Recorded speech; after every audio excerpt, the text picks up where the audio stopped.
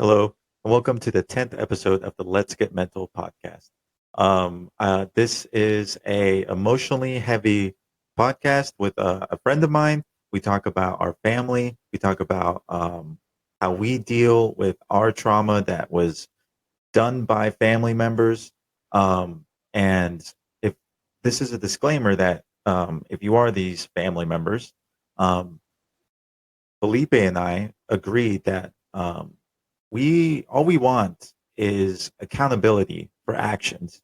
That's it. We understand that being a parent was is difficult. We're growing up too, just with you guys. You guys were our parents, and we love you. Nothing changes the fact that we care about you guys. So this is a podcast, and so if you are an individual that can sympathize with having a difficult family or having drama in the family, this podcast episode is going to be kind of a little bit relieving. Every family has their drama, every family has their issues. But the great thing about family is that you still have them at the end of the day.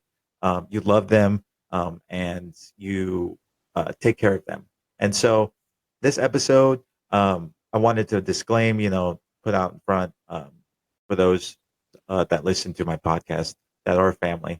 My goal was not to bash anyone. My goal is not to hurt anyone's feelings. This is my podcast, however, so I'm allowed to speak about the stories that I have.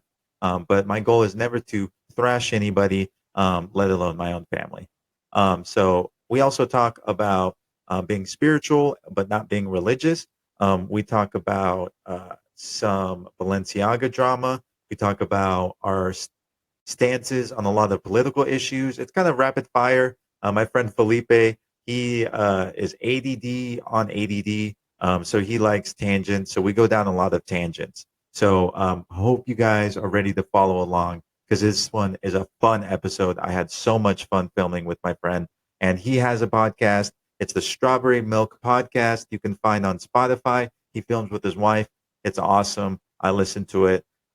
So if you guys want to go and share his podcast as well, it's a great listen. So I hope you enjoy.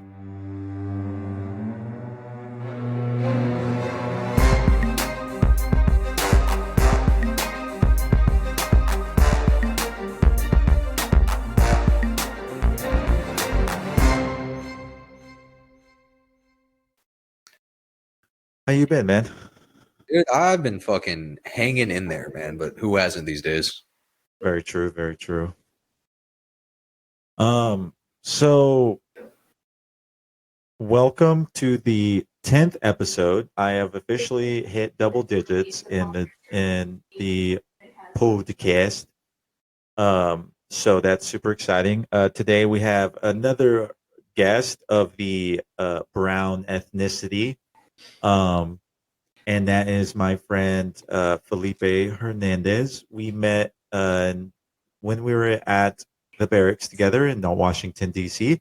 This episode, when I mentioned like the Marine Corps and all that, I'll do my best to like stop the conversation and explain. I know I have a couple. I know I have listeners who aren't understanding, who don't speak degenerate like we do.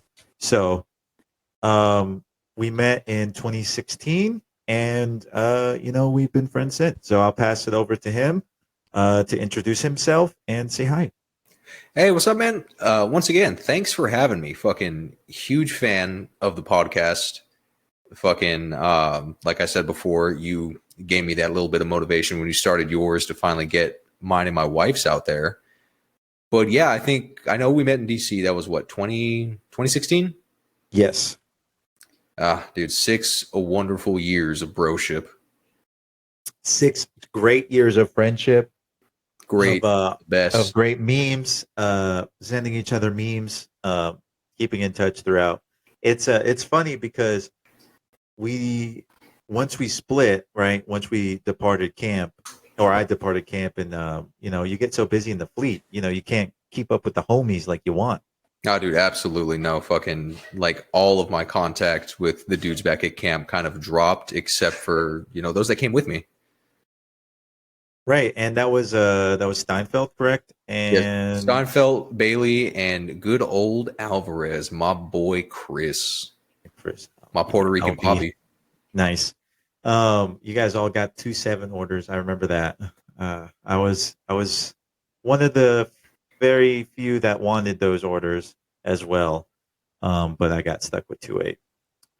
Yeah, Um, I would have went to East Coast. I don't know what fucking unit they would have sent me, but Falf did not want to go to the East Coast, and I forgot who the fuck it was. I forgot what first sergeant we had at the time, but I had to go sign some papers saying that I was willingly wanting to switch because I was like, "Fuck yeah, dude, send me back to California." oh, so Falth wanted to stay on the East Coast, and he didn't want to go West Coast, correct? He absolutely did not want to go to California. No. Okay, yeah, but that was because his whole life was on the East Coast, Yeah, so that makes sense. it I was mean, for guys, perfect swap, uh, man. yeah, exactly. And plus, you're a Cali boy. You're going back to to your state. Not the best part, but you're going back to your state at least. Oh my god, they kept putting me back in the fucking desert. I thought I escaped that once I moved out of Palmdale, man. Shit. So I'll pause again. So when we talk about administrative jobs in the Marine Corps, you always have the king of the paper bitches, which is the diamonds, and those people are called first sergeants. And so when you hear us mention first sergeants, it's just like that is what their rank is, but their job is strictly admin, administrative, and punitive. They're like the paper bitch, and they can also, you know, write you up essentially and ruin your life. So They love pushing that paperwork, dude. Never had a good first sergeant the entire time I was in. really, you didn't like first sergeant, the female first sergeant that No. was at camp? No. Well, yeah, yeah. Actually, let me backtrack a bit. I didn't have enough interactions with her to form like a Oh strong yeah, opinion. Um, fair. so I just throw it into like my general dislike of hire. That's fair. That's fair. The few interactions I did have with her, she was very professional and she was like um very upfront, but of course she had the typical had to fight for the organization, had to be on the organization side. And it was like you can tell she wasn't even buying her own bullshit. And it's like, all right, then why do I even care? I don't care what you say. I really And uh see, at that level, like you said, they have to fight for the organizational values. They have to uphold the institution. I would rather them believe in their bullshit, like the other first sergeants we had to deal with did. With with her, very few, literally, I can count them on one hand and only use three fingers probably. Um, it's just they're always like looking through you. You know what I mean? Like another cog in the wheel. Like they're having a conversation right. with you, but that's just because, well, that's what they're supposed to do. It Not doesn't feel real or organic. It's all it's superficial. it's not two people talking. It's two uniforms. Yeah, exactly. It's never you never get past that barrier of, I'm a man, you're a man. We're just talking about our families or we're just talking about your kid or whatever. No, it's always, it's that respect is never gone, essentially.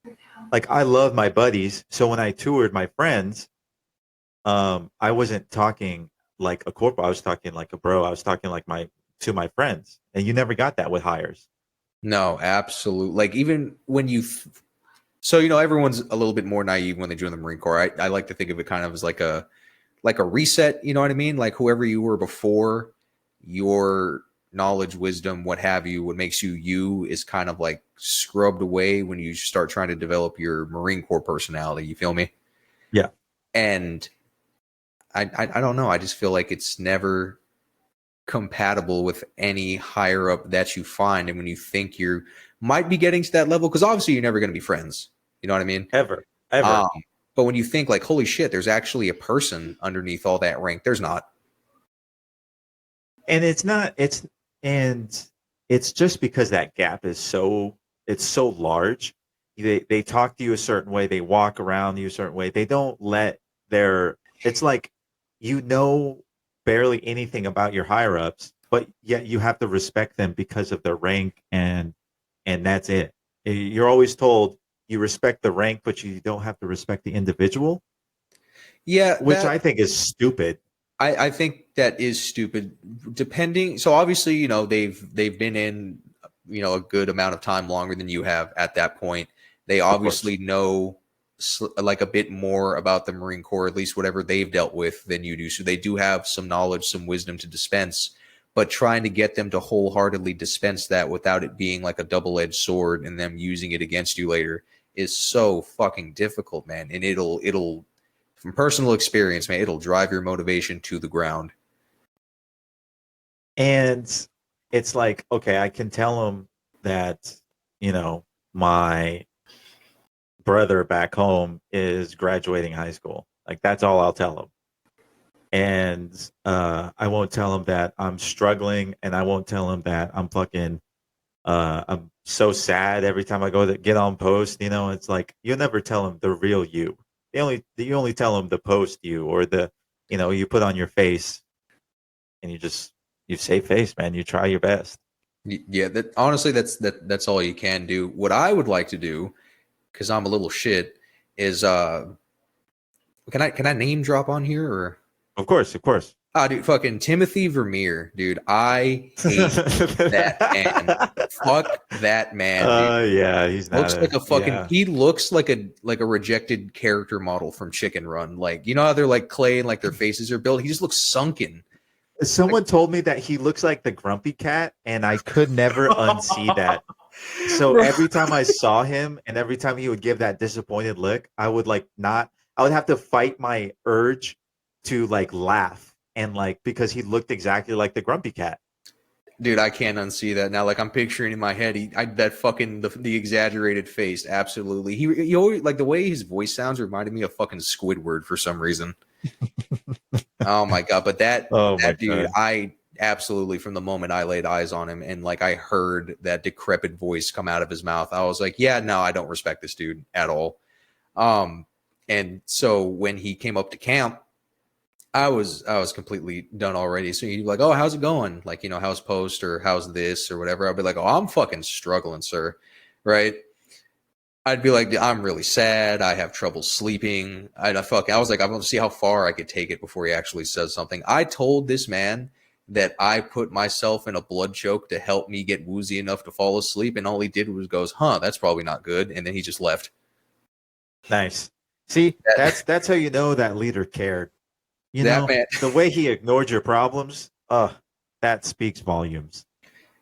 and like I knew he wouldn't care, but you know how they dance around it, right? They're like politicians. Right. They never directly answer a question. They don't give you a straight arrow answer as much as they, my door's always open. It's fucking halfway closed. Yeah. No, it's not. No, it's not. And I was like, open door policy is such a bullshit term, and it's such a bullshit thing. There is no such thing as any leader in the military. I can fucking bet my nutsack. I will bet my nutsack, both of my nuts, that there's not a leader that actually encourages a legit, genuine, judgment-free zone when they open their door. Honestly, I do have one officer that I met. Damn it, there goes my nutsack. No, that would probably do that. And it's not who you think it is. Because for a long time it was good old Grissom, man. Captain Grissom. Yeah. That was Billy, my first. Billy was the man, dude. That was a fucking man, dude. He was a Chad, bro, big Chad. My first positive interaction with an officer, but honestly, I'd have to give it to my platoon sir while I was over at 2-7. Old Dixon. That was a stand-up guy. In my opinion, that was a stand-up guy. So before we go, we'll break down these terms. So platoon commander, what would you say? That's like your supervisor, essentially. That's like, he's the king. He basically dictates your daily moves, like what you're going to do, and all that. He's essentially was a lieutenant, right? Yeah. Or a butter bar, or a second lieutenant. And then what else did we just say? Did we say anything else about the military that we have to explain ourselves? I just want to make sure that everyone can follow, including my non-veteran listeners, because we throw around all this verbiage, and when I'm listening back, I'm like, all right, if I'm listening as just a regular civilian, like these guys might as well be speaking fucking Farsi or fucking Chinese or some shit. So I'm trying my best to make sure I appeal to everybody. So No, yeah, totally. I don't think there's anything that we've said that you haven't explained in like a prior episode already. cool, cool. But the open door, I would love to talk about the open door policy because have you ever experienced it and it worked exactly like you thought, which you went up to them and you said, "Hey, I want to talk to you about like this and this," and then you just got thrashed for it or something? Yeah, no, I had a lot of that with good old with Neo. Remember that character, That guy, a good guy. That guy is Neo, and right? yeah, we'll just leave it as the Matrix character, The Matrix uh, character. the Neo. Fuck Neo, the Dude, he Matrix sure was. character. He was pulling them Matrix moves to dodge accountability for why no one liked him. I'll tell you that. Yeah, yeah, yeah. I love that he thought that people liked him, and he had this warped sense of reality. I just Um, it blew my mind. Blew my mind. I don't like. I remember when he first got up to camp, right? And I was like, you know what? I was like, if there's any, I was like, here's someone that actually could, he's close enough in rank that he could dispense out some actual knowledge and, make our section a little better. And immediately after everyone's fucking lined up to go fucking meet this guy. Immediately after that, I was like, well, there goes that. It was immediate that you can tell that he was a snake. He was another snake in the grass. And it was sad because we were like, okay, this guy's he's almost a scout sniper, This guy's a hard charger. He's a hard charge. He's a fucking badass. Obviously, you meet him. He's fucking. He's good. He's good looking. He's fucking. And so you're like, all right, this guy's got to be legit. He's got to be another bro. Hopefully, another Smith that could take care of us. Nah, dude, And it was not. He was a not. good guy. He was a bully. He was a incompetent leader. I know the guys who listen to this podcast are going to be upset with me for name dropping and all that. Listen, these guys deserve to be held accountable for their inadequacies when they thought they were doing well as a leader and Dude, they were honestly, failing their Marines below them. I agree with you, Hall. I honestly, since you invited me, and also thanks again for inviting me to come on to the Of course. podcast, bro. Fucking, I've been thinking, I was like, dude, I wanna get into it, man. I want to talk about this bullshit because, like literally, like I think the only one that's actually been held accountable fully for his failure as a leader is old Timothy, and I don't know what happened to Colonel Watson. Whatever happened to him? He got promoted to general. Ah, fuck me. So it was only Vermeer that got kicked out. Kicked out or From moved? camp. What? From camp, I think he was removed from camp. And I think he was forced. Yeah, he was forced out. Yeah, Like yeah, whatever the officers have to go through, he was forced out essentially. yeah. Because remember, 'cause all that And all so that it's deep. Vega. Wait, what happened to Major Vega? I don't know, something with all the. Listen, I don't want to get too into the investigation portion because I don't know much. Yeah, no, because that's why Watson got moved somewhere else, and that's why Yeah, he got the axe. But yeah. I'll leave it at that. I know. Good old Timothy was like probably their scapegoat. I think was probably just like let's dump it on the XO. Honestly, fuck him. So, again, another leader who was just like playing the part. He was not a dude that I would go to and be like, hey, I am comfortable enough to tell you these intimate things that about me. I never told him one single real thing about me, and that Never. says volumes because I worked with the man for like almost 2 years. The only thing I will give him credit for, and it'll be the same if some other characters come up. When my grandmother passed back in 2016, it was right before we were going to go on a Christmas leaf block. He actually did give me the homie hookup, and he let me go a few days early so that I can attend her funeral. Which that's what he's supposed to do, but I gotta give him a little credit where credit is due. Outside of that, absolutely terrible. but that is the one positive interaction I had with them. Yeah. And and it just goes to show that leaders, any profession that has incompetent leaders or leaders who should not be in that position, you know, they're usually very confident, and they usually have some type of, again, warped sense of reality that they are doing good when in reality they're just making everyone's lives fucking miserable. um you're gonna fucking have to deal with them, and you can't do what I did for a long time, which was get upset. I used to get so mad at incompetent leaders that it would make me feel ill. Right. Yes, a lot of lost sleep. I guarantee I've lost months, if not a year or two, off my life over the amount of stress I let these people cause me. Outside of, obviously you work with them, they're going to cause you stress. They make your fucking training schedule, they control your day. But beyond that, you know what I mean? Because, we lived at work, but taking the work home with you, if you kind of catch my drift, I do regret that I allowed myself to allow them to cause me that much turmoil. Okay, that's my. I thought I had my gain low enough for that. Yeah, it's cold over here because I'm pretty sure it's cold over there too. Fuck yeah, it's cold.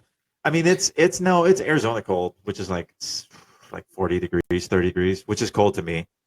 But yeah, no, that's still there ain't no humidity out in the desert, so it gets fucking nighttime comes and it's like ooh, better not be outside. But what the fuck were we just talking about? We were just talking about incompetent leaders and how we've lost years of sleep and years of brain cells. And what sucks, no matter what profession you're in, you're always going to have an incompetent leader. But I feel a lot like obviously in the military, but more so in whatever like other type of government job where you're in close proximity with these people, and God forbid you actually have to live with them for a period of time. That's all they know of you, and so they'll base their entire judgment of you as a person around that. You know what I mean? Because for all of us, we don't really know much about how we all were as civilians, and so we only have what we're presenting as in the Marine Corps as a basis for judgment. And as you get closer with people, become actual friends, become actual bros, you start to realize what's going on behind the uniform. But I feel for like a majority of people's interactions while they're in, it's a lot of just surface level stuff, which makes sense. We bounce around, we move a lot, like people are always moving.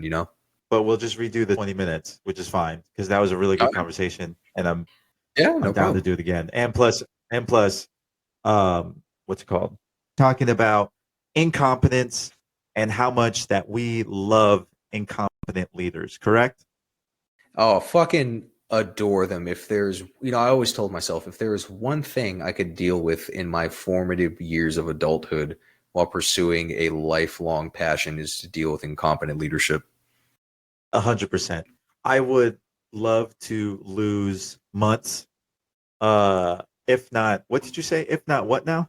I said months, if Years? not years, off my Years lifespan dealing with off these my fucks. life dealing with incompetent leaders, or just people who should not be in leadership positions.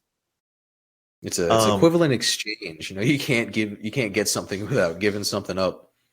yeah, and I think everyone can relate to that because, I mean, regardless of what job you work, if you were in the military, if you were in for 20 years, 4 years, whatever, you're bound to work with someone who you're like, God damn it, do you wish that you could fucking just kill someone with your eyes?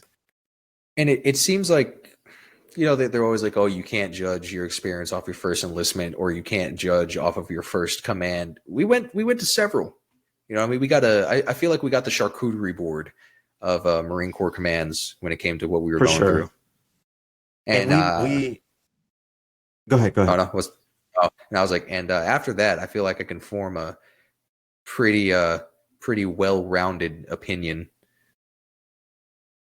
So we had like two flavors of Marine Corps, right? We had the presidential security part, and then we had the fleet part. Okay. And if we're talking about flavors, I'm gonna say that the the presidential security was sweet and salty. Okay, you had great times, but you had some shit times. Okay, and the shit times were extra salty, like someone nutted in your ice cream salty, you know. Um, and so I would say the fleet, I would say the flavor of the fleet, and you can correct me if I'm wrong, was dog shit. I've never had dog shit ice cream, but I'm pretty sure the fleet was dog shit. This man's over here embodying Samuel L. Jackson from Pulp Fiction. He's like, a rat could taste it, but I'd never know. I'd never eat the motherfucker. Honestly, I'd equate both as kind of the same experience. For me, I bitched the whole time, but I bitched throughout my entire Marine Corps career. I liked both of them. Of course. I honestly, if I could do it over again, I'd go straight to the fleet. Yeah, man. I joke. I just said the fleet thing to piss off my fleet daddies out there. Oh yeah, no, dude. We always got to I stir mean, the pot, man. I had so much fun in the fleet. It's a different kind of fun though. You know, you get Yes, to be in definitely. '03, and that was so much fun, dude. I fucking wish I had an '03 open contract. I just, that's the only thing, man, was that I'm upset about is that I only got to be in '03 for 2 years. I Yeah, would have loved to be in '03 for 5 years. I don't regret the decisions I made within the Marine Corps, but like if in the future die, and if everything just restarts again, I'm gonna try my damnedest to tell my then self to be like, hey man, do this instead, try it out. Yeah. Yeah, because made Try out great another friends, flavor. great memories, great experiences on both sides. But with both, with what we were also talking about originally, it's just the leadership, the people. It's always the human factor. You can't control it. It's gonna either make or break your overall experience in any situation, not just the military. And Yeah, boy, exactly. And it's hard to it's hard to ignore leaders, and it's even harder to ignore incompetent leaders because they're affecting your day every day. They control your schedule, they control your training schedule, they control when you get breaks, if you get any breaks throughout the day. You so that's when it gets a little bit personal, like, God damn, does this motherfucker take a break? And the answer is no, usually. the answer is never no. Just like your fucking boomer boss at the office that hates his family. He doesn't want to go home. These guys don't need He it. doesn't want to go home. They got so I started making this little joke to myself. You could tell exactly why they wouldn't want to go home depending on the number of kids that they had, right? Because what is True. it? They get paid for the first and the third, right? You get nothing for the second.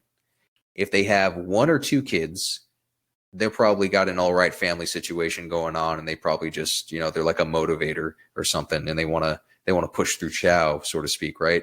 If they got three kids, they absolutely don't want to go the fuck home, dude. They had the third kid because they Fuck couldn't afford no. the first two, and they are Yep. miserable on their third wife, third kid, and fucking upside down on their vehicle. Dude, it's so sad. And you know what's funny?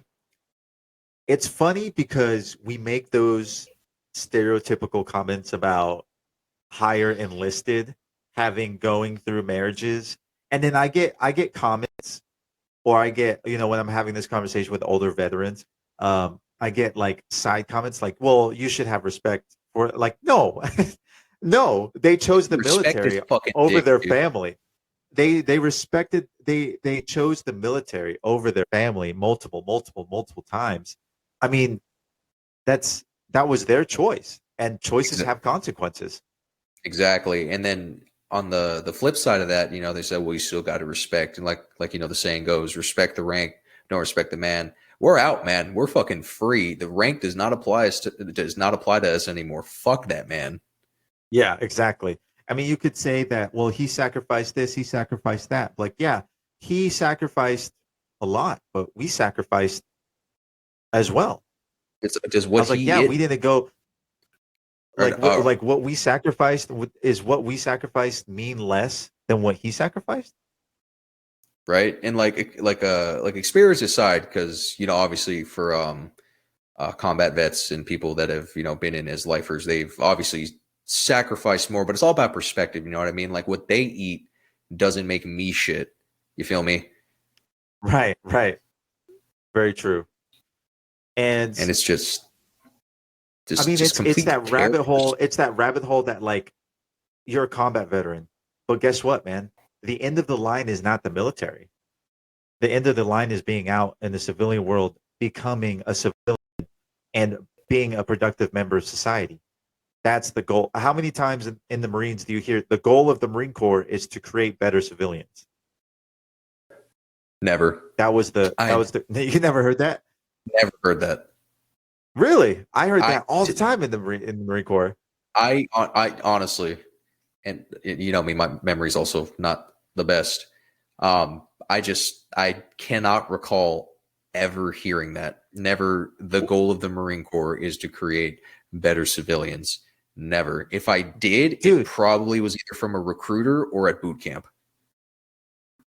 so that's I heard it in the recruiter. I heard it at my boot camp. I heard it at Eighth and I heard it in ITB.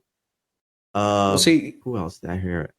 hearing it at those locations, if I did remember it and I remembered hearing it at those locations, knowing myself, I would just throw that as propaganda. The recruiters got to get you to sign up. You know what I mean? Okay, You got okay, to go yeah, to yeah, this. gotcha, At gotcha, boot gotcha. camp, they have to tell you that because it's brainwashing. They're taking, you know, your average Joe, pun intended, off the street, and they're fucking making him into a Marine. You know what I mean? And then at Into ITB, a it's the same thing. Marine, They got to right? fucking, you know, you're a killer. You got to fucking continue to I'm a just killer. morph Yeah, yourself I'm a into. killer. Yeah, I'm a killer, says the 130-pound soaking wet white boy from Nebraska that's never Hey, been in a fight. ITB, fucking infantry training. Was it infantry training battalion, right? ITB. Infantry training battalion, yeah. Yeah. So infantry training battalion is where you just become a basic infantryman, and uh, it's where everyone thinks they're badass. Yo, shout Yeah, out you to the got that combat fucking. instructors. Those guys are fucking hardcore. Shout out to Gower. He's doing God's work out there, fucking training privates. Is it? Fucking yeah, he is. He's dealing with fucking levels of autism that I would not want to deal with. Just weaponized autism, Uh, dude. That's the yeah, dude. It's the Marine Corps. It's the infantry. Somehow they figured out how to take disenfranchised youth and turn it into a weapon. I mean, all they do is just make violence their hyperfixation. True. It's like when you shatter a bottle. It's like, oh, I have a broken bottle. I'm like, no, bitch, I have a fucking shank. Is what I have. Fucking wrap a sleeve around my hand. I got it now, man. So, But yeah, dude, fucking. Oh no, sorry. no. So, how you been? You know, honestly, as you know, like what we've been talking about, we're both going through our own little mental shticks right now, and you know, that's an ongoing battle. Um, life is pretty good, man. Like, just got married, fucking this past September. Congratulations. It's been great. Thank you, man. It's been great. You know, we've been living together for a while now.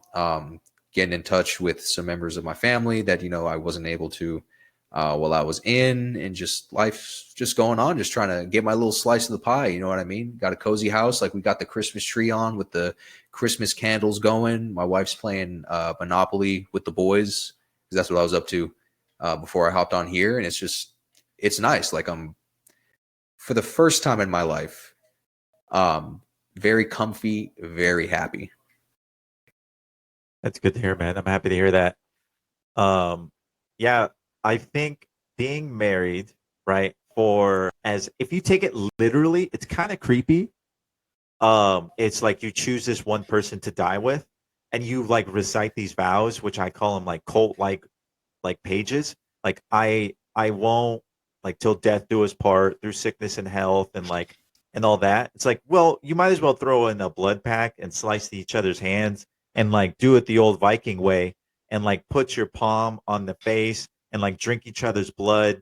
I think that shit's badass. But yeah, I think I don't know where I was going with that. Oh, dude, no, don't even get me started. There, listen, I'm not a simp, but I simp for my wife, man. There is nothing, literally nothing that I wouldn't do. And it's funny you bring up, like, you know, like you're choosing a person to die with. That's something, unfortunately for her, I like to talk about a lot.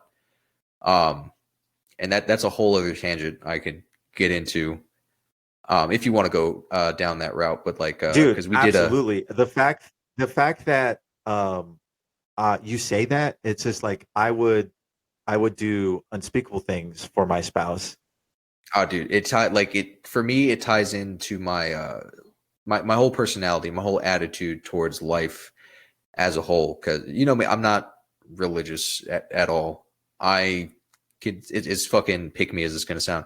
I consider myself a spiritual person, but not in terms of like, oh, I'm the crystals and like all this they heal me. It's just like no, like we all come from the universe. We all return to it when we're fucking dead. Like we're connected to everything. You feel me? Like when you lay down in the grass in like a nice park and you look up at the sky and you can feel the earth move, like shit like that. You know what I mean?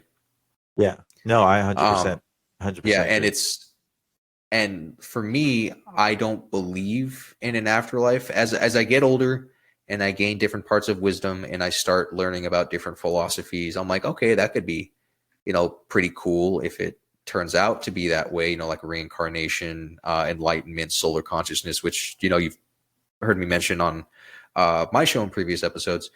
But in my heart of hearts, I truly feel like there's nothing, like we just exist and then we don't, you know what I mean? Um, Yeah. and that, that keeps your boy up at night. I think about all the infinite time that has passed before and all the infinite time that'll pass after I'm long dead and gone.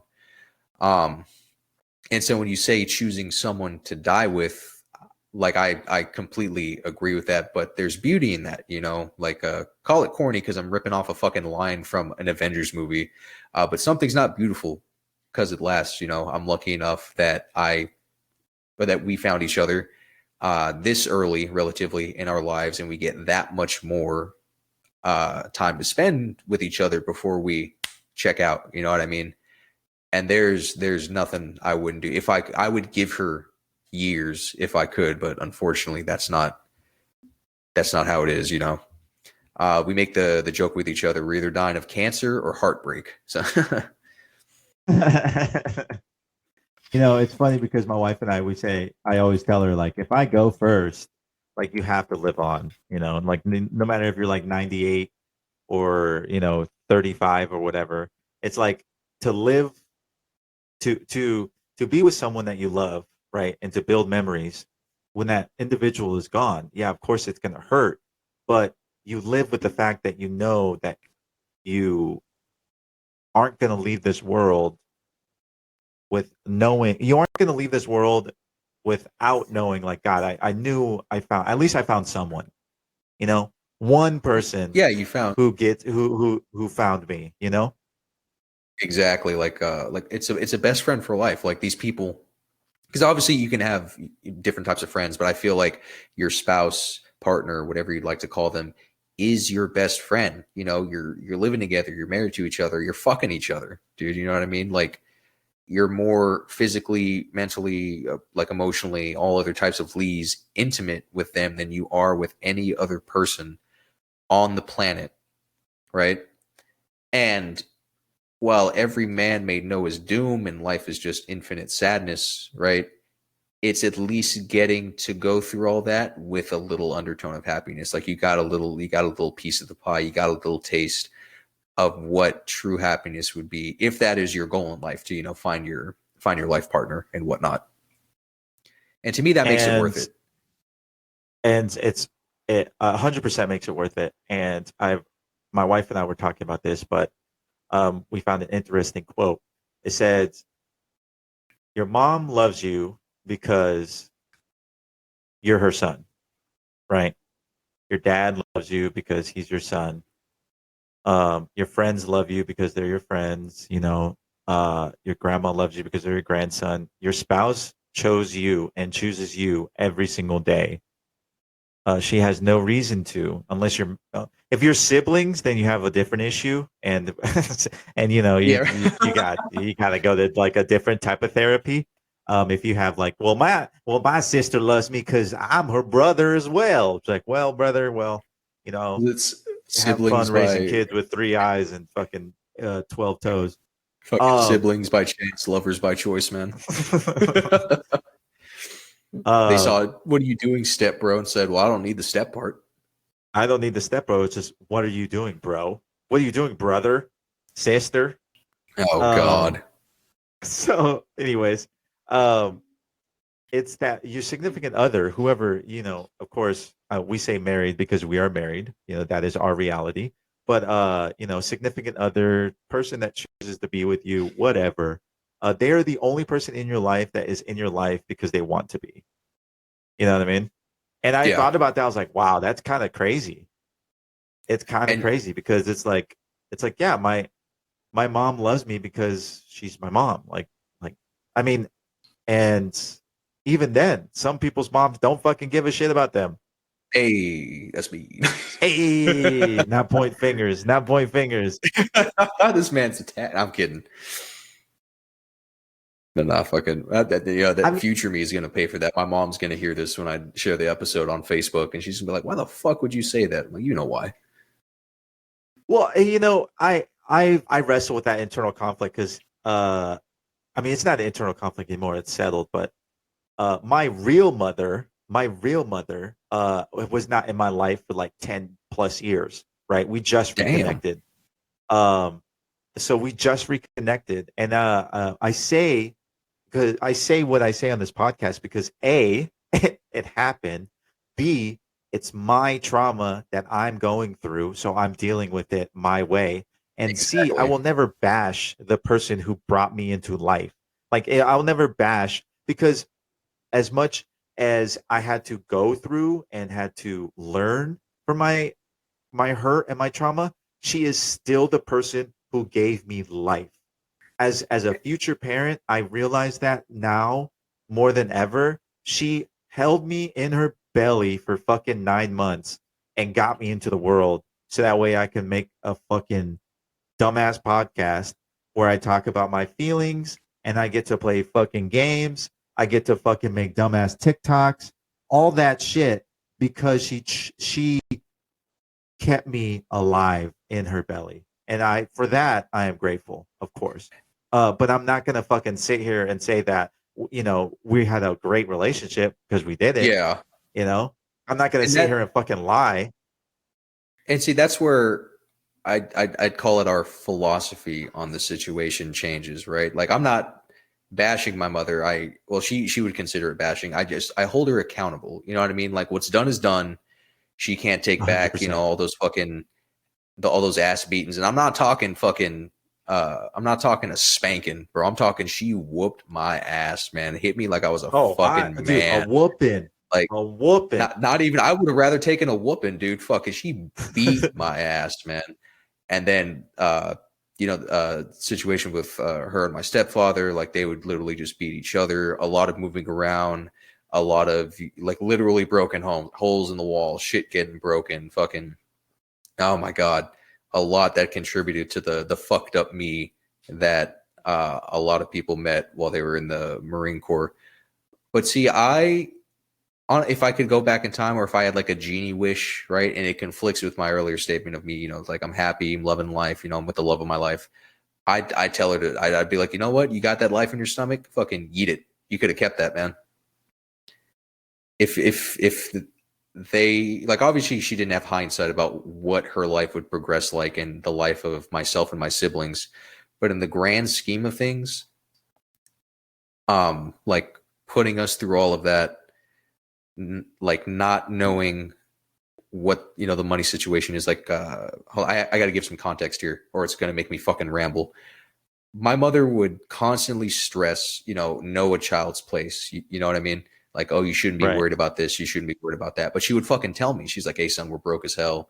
Or like, oh, we're behind on this or this and Which that. is You know what I not mean? good. That's not Yeah. okay. And then, That's you not know, okay to do. as a kid, I was still like, yo, that's my mom, bro. Like, I'm not going to let someone put hands on my fucking mother. So little kid me is trying to break them up. And then as I got older, got a little weight on me. I started, bucking up to my stepdad, being like, yo, dude, you fucking put hands on her while I'm here.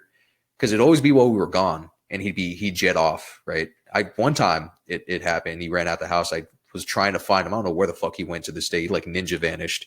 I was on my bike with a little bat and I was trying to find his ass, dude. Like I was gonna beat him as much as I think I was like 11, as much as an 11-year-old could do to a grown ass man. You know what I mean? Like, I'd go through all of that, and she would be like, you know what, son, like, you know, like, thank you for doing that. But that's not a child's place. I'm like, it's happening right in front of me. Fucking my siblings are in the room huddled together, scared, right? And so I look at all of that, and I look at her present lack of accountability for it, and I'm like, you could just get me, you know, fucking deleted my fetus, deletus my fetus, you know? Deletus fetus. The old Deletus fetus, Harry Potter's secret book that It that not many people know. fucking publicly endorsed by J.K. Rowling. Honestly, with her turf ass, I wouldn't be surprised. But yeah, and I've told her this, and her response is, well, I'm sorry you feel that way, but you're only focusing on the negative aspects. I'm like, are you fucking kidding me, dude? Like, Well, how is it? How can I not? How can I not focus on something that it is the reason why I am the way I am today? and it wasn't all bad, you know what I mean? Like, I still have nice memories. Like, you know, we had movie nights, Of played fucking course, of board course. games, like video games and stuff like that.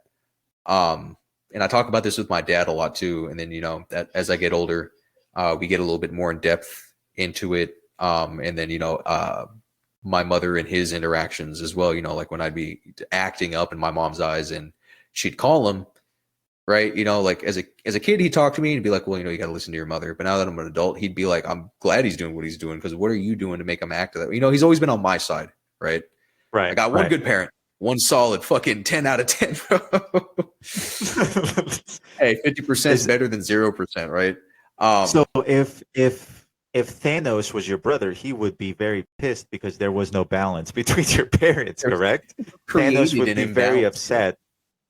Right, right, right.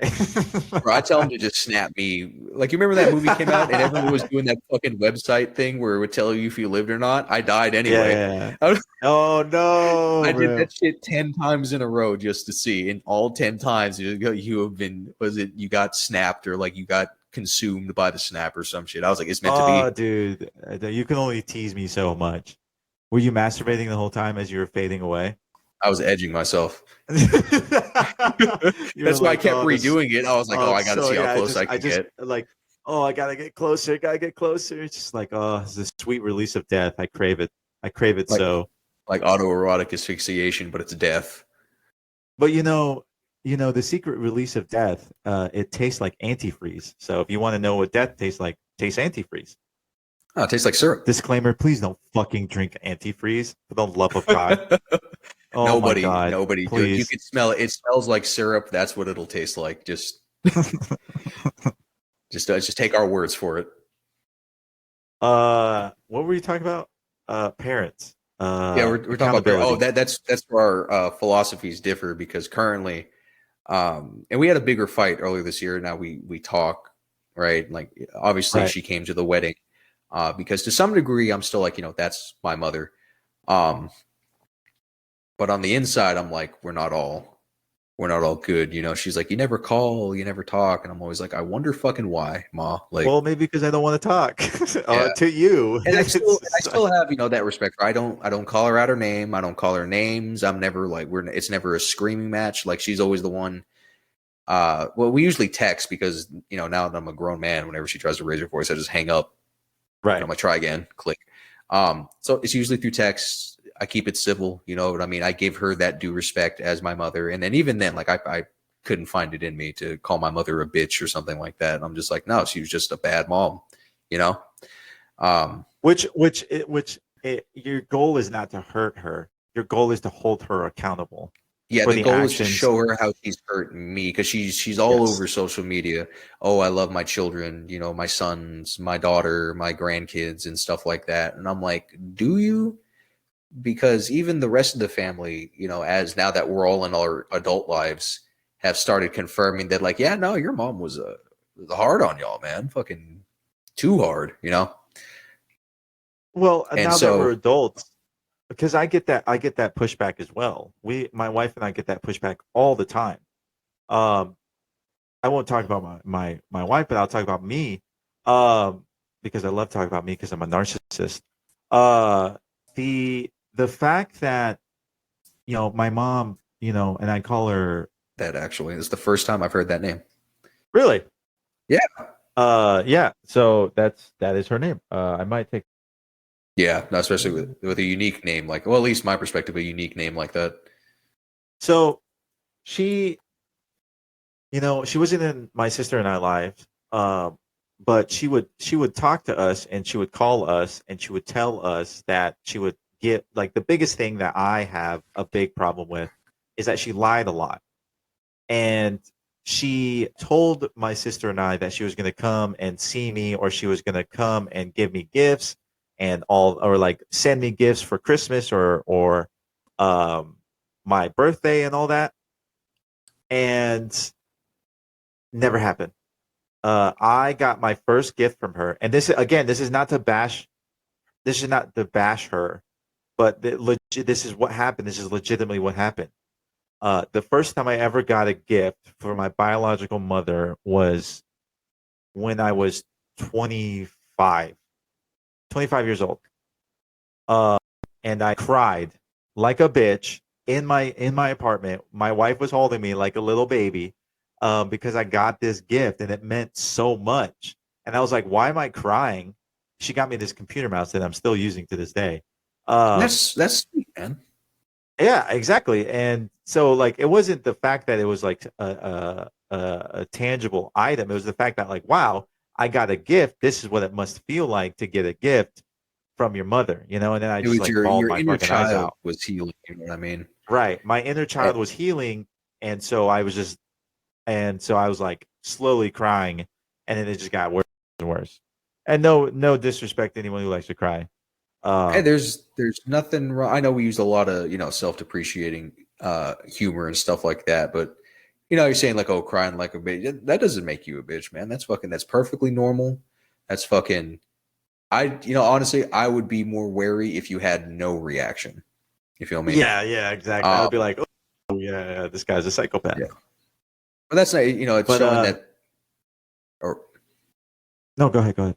oh, I was saying like her doing that shows she does want to, at least from the little bit that you told me, that she wants to try to try to mend things. You know what I mean? Get to know you, be in your life, however in depth or And surface this level is the way that I may think be. about it. This is the way I think about it, right? I'm not going to live my life with regrets. I'm an adult Yes, now, and I only put myself out there as much as I'm comfortable with. It's all about boundaries. It's funny because the people who have difficulties with boundaries are family. It's yes. boundaries and accountability are the two things family members don't like, which is kind of crazy because they're the ones who are responsible for teaching and instilling values. And so it's just like, why, it just There's doesn't make sense. so much I had to unlearn from seeing my mother and stepfather growing up, because so my biological father was present in my life, right? When we lived in when we lived in the same city as him, weekends, holidays, breaks, whenever I wanted, I'd be over there. You know what I mean? It could be just to hang out. We'd go camping, we'd go fishing, we'd be doing stuff. You know what I mean? Then when we moved to other cities, um, it was still weekends, if work schedules aligned, because they're still adults. They gotta, they got bills to pay, they got fucking mouths to feed. But it was school vacations, spring break, winter break, Thanksgiving, stuff like that. I'd be over there. So I lived with my mother and my stepfather, and seeing how they treated each other, how they talked to each other, the things they would do to each other. I was just like, that is not what a relationship is supposed to look like. So there's a lot of stuff I had to unlearn, and I still catch myself not actively committing it, but like when my wife and I, we'll be having like a discussion or we'll have a disagreement on something. In the back of my mind, I'm like replaying all that stuff of what it looked like with them. And it's like, oh, I could do that. And I'm like, no, but I shouldn't. That's not right. That's not what I would do to a person that I claim to love. Right. And I am guilty of that as well. When I get emotional, I shut down and I don't speak. And my dad does that. He is a man's man. He's a fucking giga chad. Moved out when he was 15, so he's a very strong man. And so the way he deals with his emotions is he just kind of goes silent mode. And so when I get really upset or I get overwhelmed, I default back to my basic tendencies or I call it my basic training. But basically, like I just default to my default mode, which is quiet, shut up, don't deal with my emotions, just pretend like no one's around. Yeah, and I'd like to say that there's not a man, woman, what have you in the world that's not guilty of that when it comes to their partner. Because I find myself like that as well. Like the same thing. We'll have a disagreement, and maybe I'll be like a bit snappy or a bit too stern. I'm like, oh fuck. Never outright screaming. Like we never had a screaming match. Like I will never, at least on my part, I will never be, hooting and hollering in my own fucking Right. home. You got me fucked up paying rent to be stressed. Nah, fuck that. And I will hold myself accountable. I'll separate myself from the situation, take a few minutes, cool down, choose an alternative form of communication, texting, writing, fucking send a messenger pigeon if I have to. That way I'm not reacting with those negative pent up emotions. Because no matter how hard you try, you're gonna some stuff's gonna get through, but then it's on you if you're the one that lets it get through, or it's on your partner if they're the one that lets it get through, to then work through that, hold themselves accountable, and reach that better level of understanding and kind of get back to the baseline of how a relationship should be. Right. Unless you're into that. Some people like being fucking yelled at and degraded. You know what I mean? Yeah, that's the kinky side of it, though. That's I don't know what kink that is, but yeah, some people do like to get degraded and be called like slut shamed, or a guy likes to get stepped on or some shit. He's a dirty I've seen boy. I saw a kink that this guy liked to be used as a fucking welcome mat. Like he just had these girls come in with like big old clogs on and just like wipe dirt on his belly. And he was Dude, what like the fuck? jerking off at the same time. And I was like, dude, this guy is wild. That's gotta That guy, hurt. Like I imagine without abs, that would hurt. yeah, he was just a run of the mill, like genuine white guy, just kind of like a mayonnaise body. Because he And was a these fucking fucking white dude. girls, and his girls, stepped on him and like dragged, dude. They fucking dragged their feet across this dude's chest and belly, like 3 or 4 times, and there was like three of them, and they just kept doing that. And this guy Oh was my jerking off god! at the time, and I was like, "Oh my god, dude, Jesus Like, Christ!" it's one thing to want to be stepped on. It's another thing to be want to use as a literal fucking doormat. Oh my god! Like, and Yeah, I'm picturing the type of clogs they'd have on those dock platforms. Fucking, they're hefty, man. dude. And they were, I'm telling you, bro, when they were dragging, bro, they were fucking digging hard. So don't ask me why I was watching that video. I was just watching. Post is a bad time. Yeah, Uh, it is a definite bad time. Also, I don't know if you could hear in the background. My fridge is doing what fridges no, do, and it's I fucking can't hear cycling. anything. Okay, thank God. Yeah. What were we talking about before? We were talking about fucking doormat porn. We're just talking about how we're dealing with our partners, unlearning a lot of the Oh, right. stuff that we grew up witnessing. Our relationships with our mothers, stuff like that. That's what we're talking about. You But know yeah, what's that's funny? What's funny is that motherly issues, like daddy issues, right? Like yeah, those types of parental issues. It's funny because motherly issues usually create serial killers. yeah. But here we are, not serial killers. I mean, I'd be lying if I didn't say I wanted to brutally murder people. But I have the goddamn self control to hold that back, right? And talking about mommy and daddy issues, dude. Why is it that like someone says they got daddy issues, like damn, that person fucks, right? You say you got Right. mommy issues, especially as a dude, right? And they're like, oh, that guy has an Oedipus complex, and it's like, no, No, not those types of mommy no. issues, dude. Yeah, not Absolutely that. not. No, no, no, no, no, no, no, no, no, no, no. And because you can always tell when people look at you, right? Like if you're talking to your Right. friends, or like our generation, we like to trauma dump on people, and you'll be like, "Oh, Yeah. I have mommy issues," and they'll look at you, right? And you have to be like, "No, no, no, no, no, not No, no, those not types, those not mommy, no." not those type of mommy issues. No, no, no, no. They're like the abandonment mommy issues. Those ones. Abuse I'll, mommy issues. when they give me when they give me that look, I just look at them and I'm like, "Dude, I'll be flat out." I was like, "My mom just beat me, and that's why I don't like her." And they'll be like, "Oh, okay." Oh my That's why I god, gotta pull out dude. the yellow card like in soccer. I'm like, wait, hold on. The Oedipus complex, for people who don't know what Oedipus complex is, it's like desire for sex with the parent of the opposite sex. Yeah, you So, specific no with a Oedipus complex. It's specifically, mom, I don't know. Yeah, right? it's specifically you want to fuck your Specifically, mother to fuck your because mom. Do you want to fuck your it mom? has something to do with some Egyptian myth and like the Sphinx or something. And the dude's name is Oedipus, ends up fucking his mother, and that's where that comes from. Dude, I want to throw up just thinking about people who exist like that. I don't. And for people that have gone through with it, like no. Ugh. Ugh. Oh, dude, and it's not even just physical incest makes me cringe, but emotional incest as well. That is awful. I'd never understand those parents. Not even just mothers. I never understand those parents that are genuinely jealous of their um child's like partners or romantic interests, because even if it's only subconsciously, they think that should be them. That disgusts me. Like it literally makes my fucking balls are shriveling thinking about it because it makes me want to throw up. It's, I don't think I've ever heard of thinking that it's them.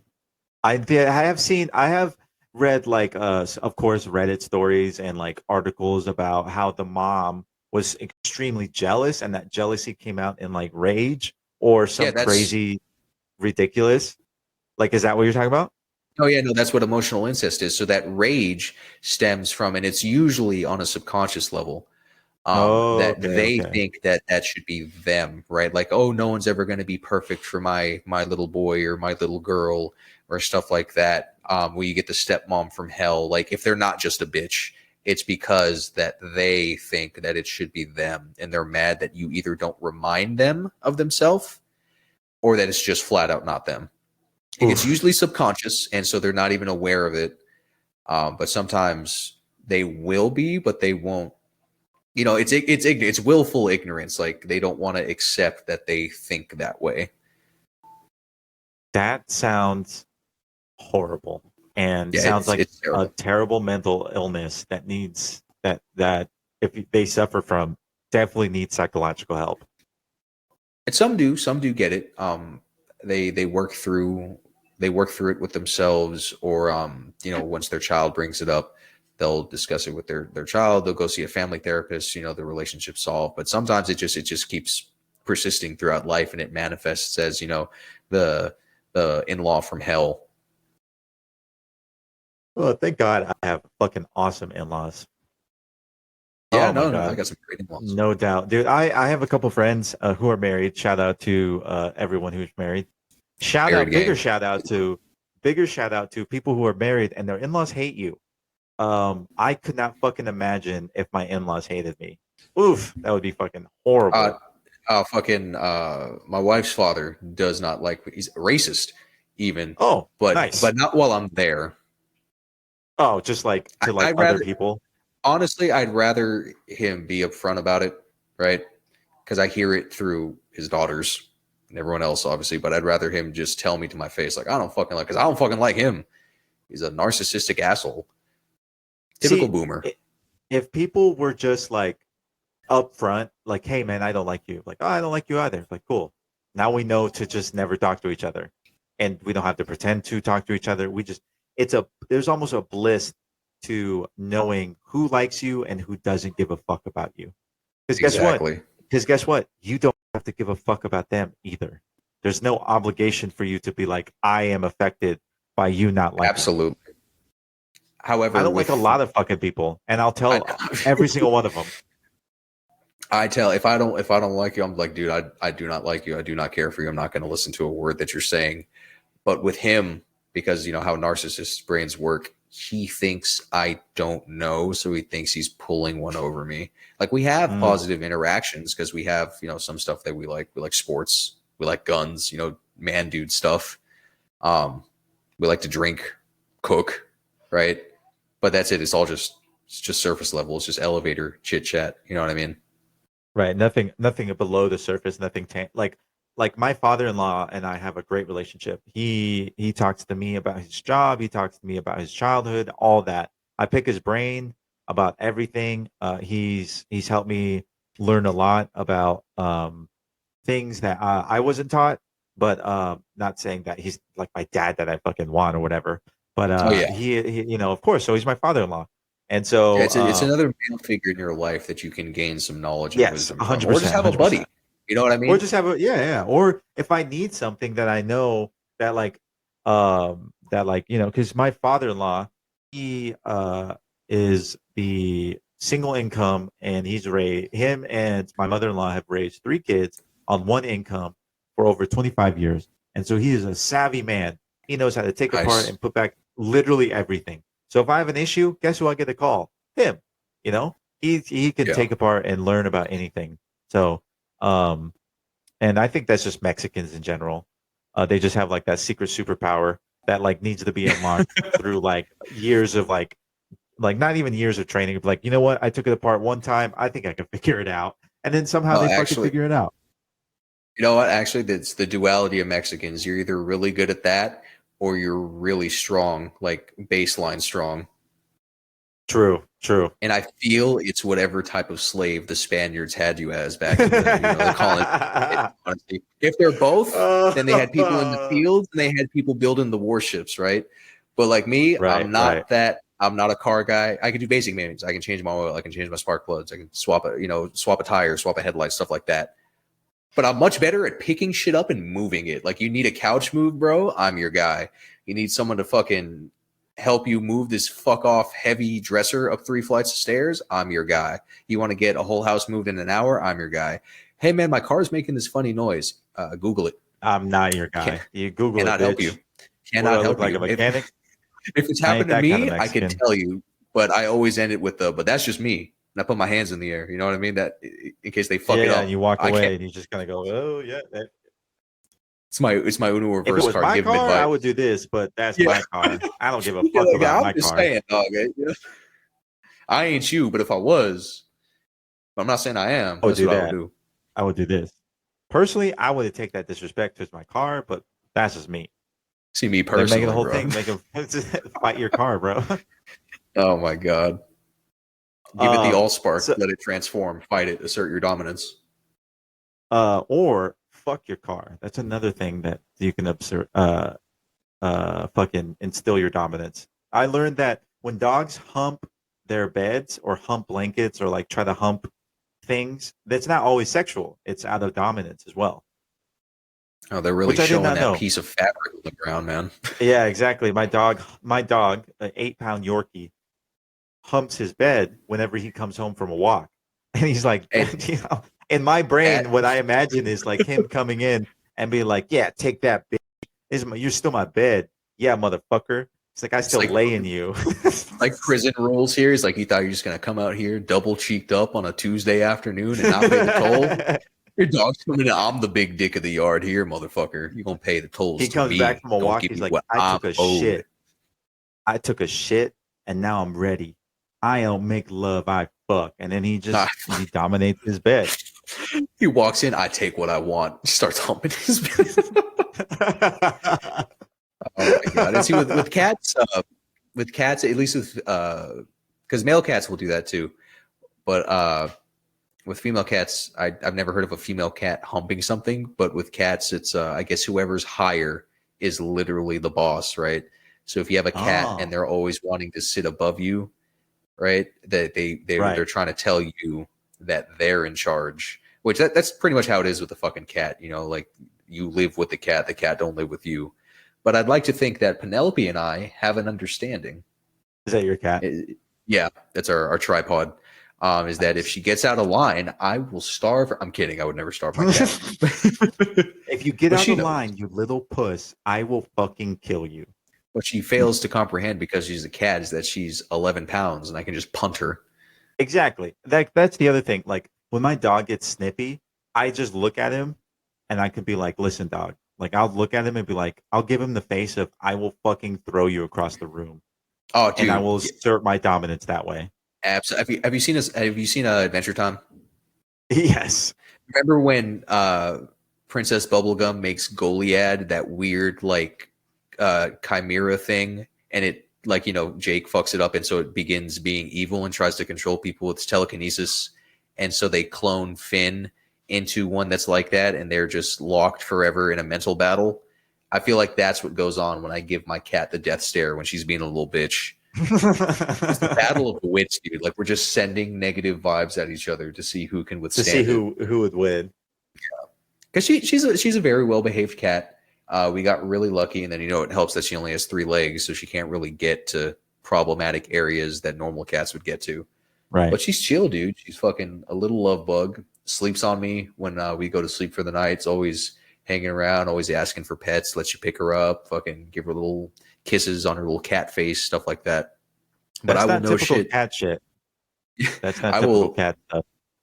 Yeah, like a really strong bond in the relatively short amount of time that we've had her. But I would be lying if I said I did not talk to this cat like it was my child. Like when she's doing something, I'll be like, "Bitch, I ought to come across this table. I'll smack you upside your head or some shit, dude."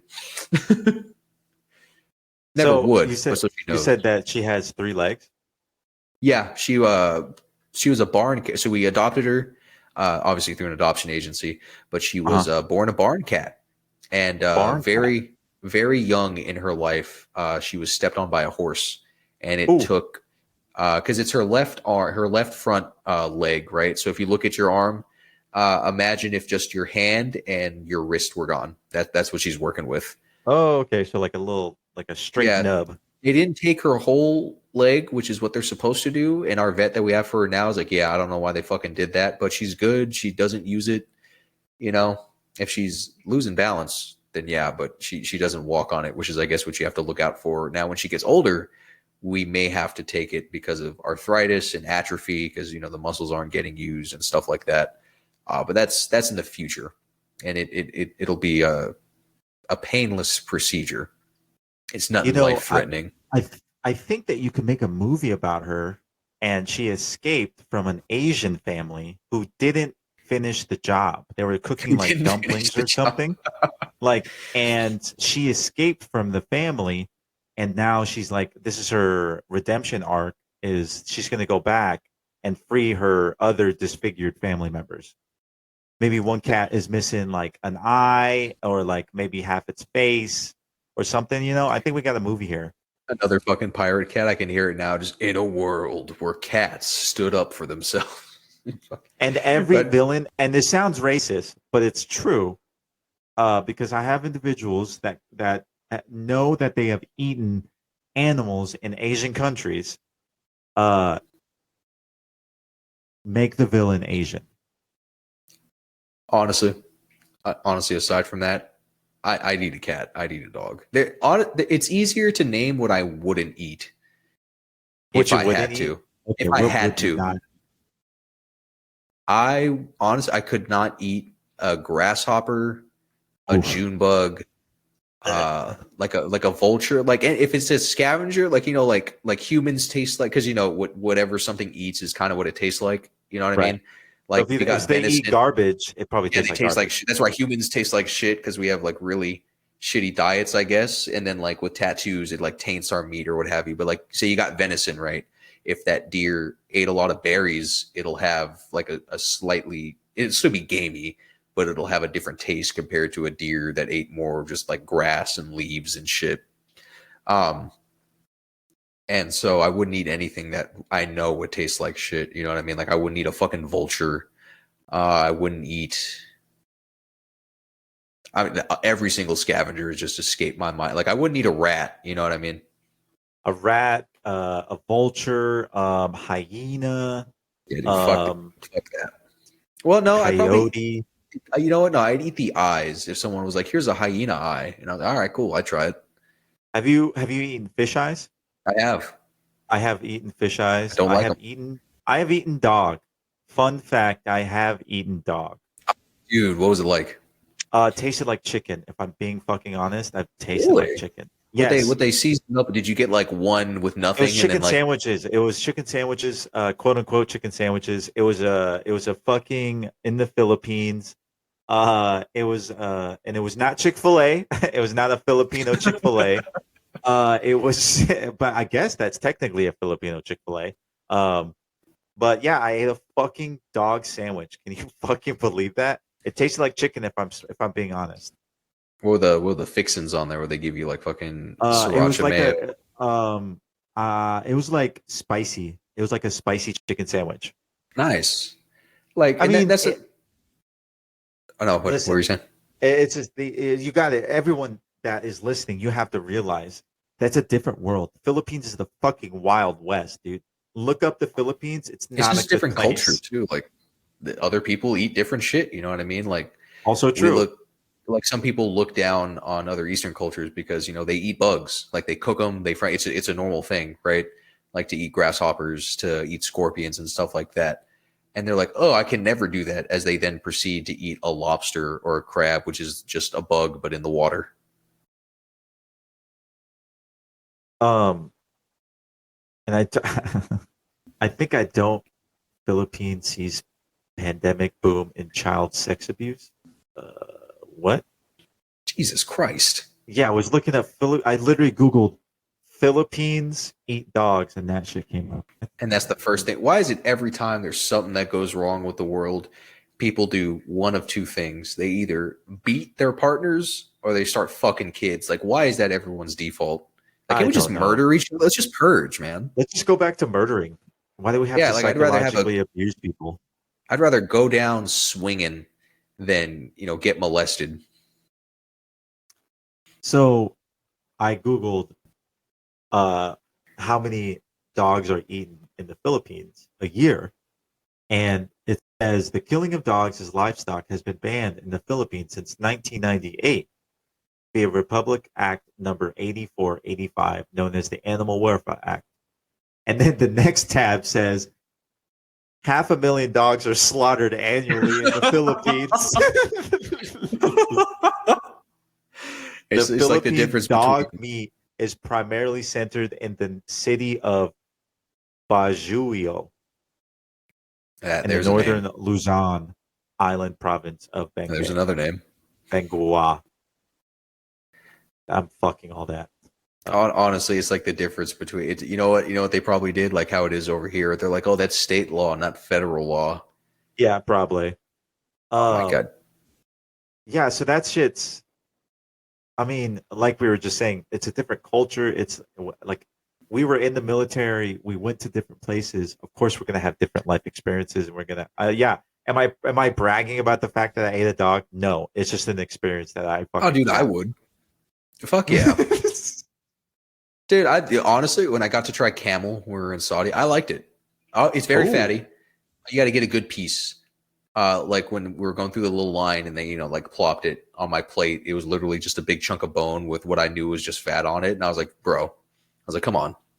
And so he gave me another piece that had a little bit more meat, but I liked it. I was like, damn, that's pretty good. nice. So when you had You're camel, greasy. did you have it with anything? Yeah, it was like that, like naan bread, rice. There was like some type of it's probably like a masala like soup, like watery masala or Mm, what have you. right, right, right. But yeah, it was decent. I liked the food over there, man. It was really good. They don't do meat with breakfast, so it was very much a lighter breakfast. But I liked it so much that I now do that. I try to avoid meat with breakfast if I can, as well as just I'm trying to eat less. Now I don't want to go vegetarian, but I'm trying to eat less red meat, cut out pork entirely as I much as have I cut can, out just to pork. poultry. I've cut out pork because of the health, like just health reasons, and I actually started like when I ate pork, I started getting nauseous and started getting hives. So I am now allergic to pork. Oh fuck me, dude! And Yeah. plus, So what they feed those hogs here, man? The yeah, federal anything. standards, yeah, the The regulatory standards for hog feed is very much lower than the average livestock. Like parts per million of what filler, and when they say filler, they mean like actual trash and debris that can get into hog feed, is much, much higher. It should be zero, but they'll never do that. It's much higher than like anything else that you'd be eating. Now, I still like me a good steak every now and again, but more often than not, I'm going with the lamb, the turkey, the chicken. I'm trying to find duck. Fucking no one has duck out here. In Cali? Yeah, like it's always like they sell it at Vaughn's. What Ralph's. do you mean? You go to the park and kill one and get a fucking duck. What do you mean? Dude, there's no fucking ducks out here. The seagulls and hawks would kill them. Oh, go get the seagull. Go get a seagull. I would eat a seagull. That is one Yeah, scavenger. go get a seagull or a fucking. Well, there are ducks here actually. I just remember. Yeah, there are ducks here. First off, why are we talking about birds? Birds aren't real. What the fuck? Hey, listen, I'm trying to become a transformer, like Cyberpunk 2077. I got to start somewhere. I got to get the hardware. Birds aren't real. What else? What else isn't real? Birds work. The moon. Ohio's not real. Ohio is I've not, never heard that one. Australia is not real either, man. Really? Yeah, no. I never heard Ohio isn't real. It's all about it's just big Ohio trying to convince you. It's big Ohio. It's just the Ohioans over there trying to be people. Those scumbags. Honestly, if you've ever met someone from Ohio, no, you didn't. It's a government drone. It is a robot. Just every time you see a pigeon, it is a fucking robot watching you. And it's Mark Zuckerberg in disguise. The lizard folk have come. The lizard folk have come. So where the fuck were we? Now we're talking about lizard folks. I mean, conspiracy theorists are getting proven, right? Like, I don't know if you've been seeing those memes where it's like fucking you owe your conspiracy theorist friend an apology. I have seen, so because what's the other stuff that's going on around, like Balenciaga, like the Balenciaga shit that's happening. Kanye West is under fire.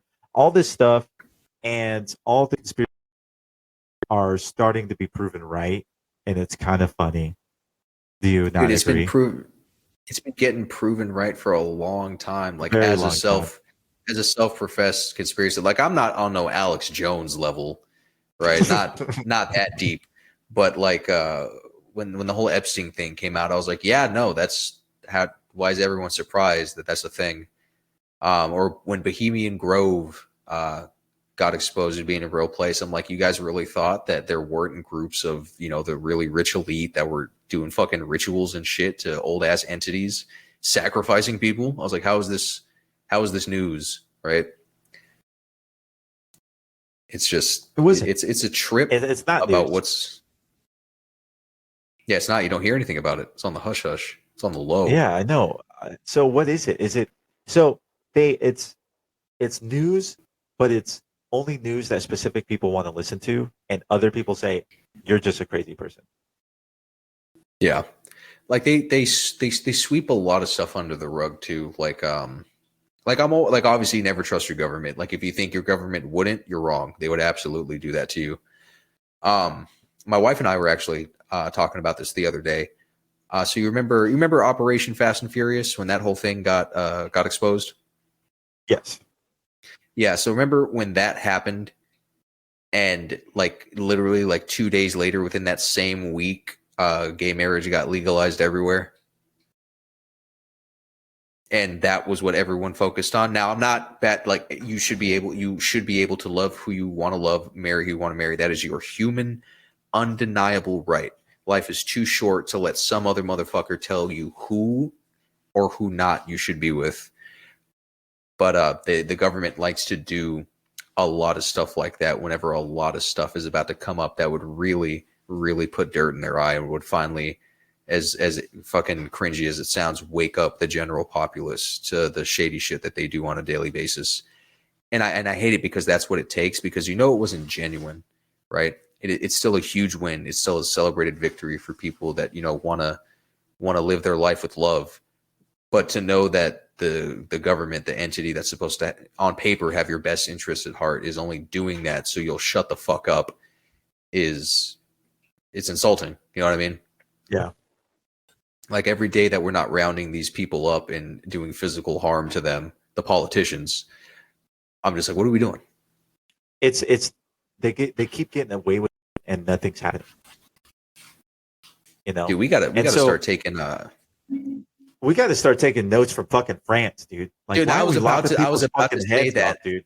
We're The throwing fucking fucking bathtubs to the French the fucking house, dude. Like, come Dude, he on. blinks We're out wrong here and they're like, saying, I'm gonna hook him up.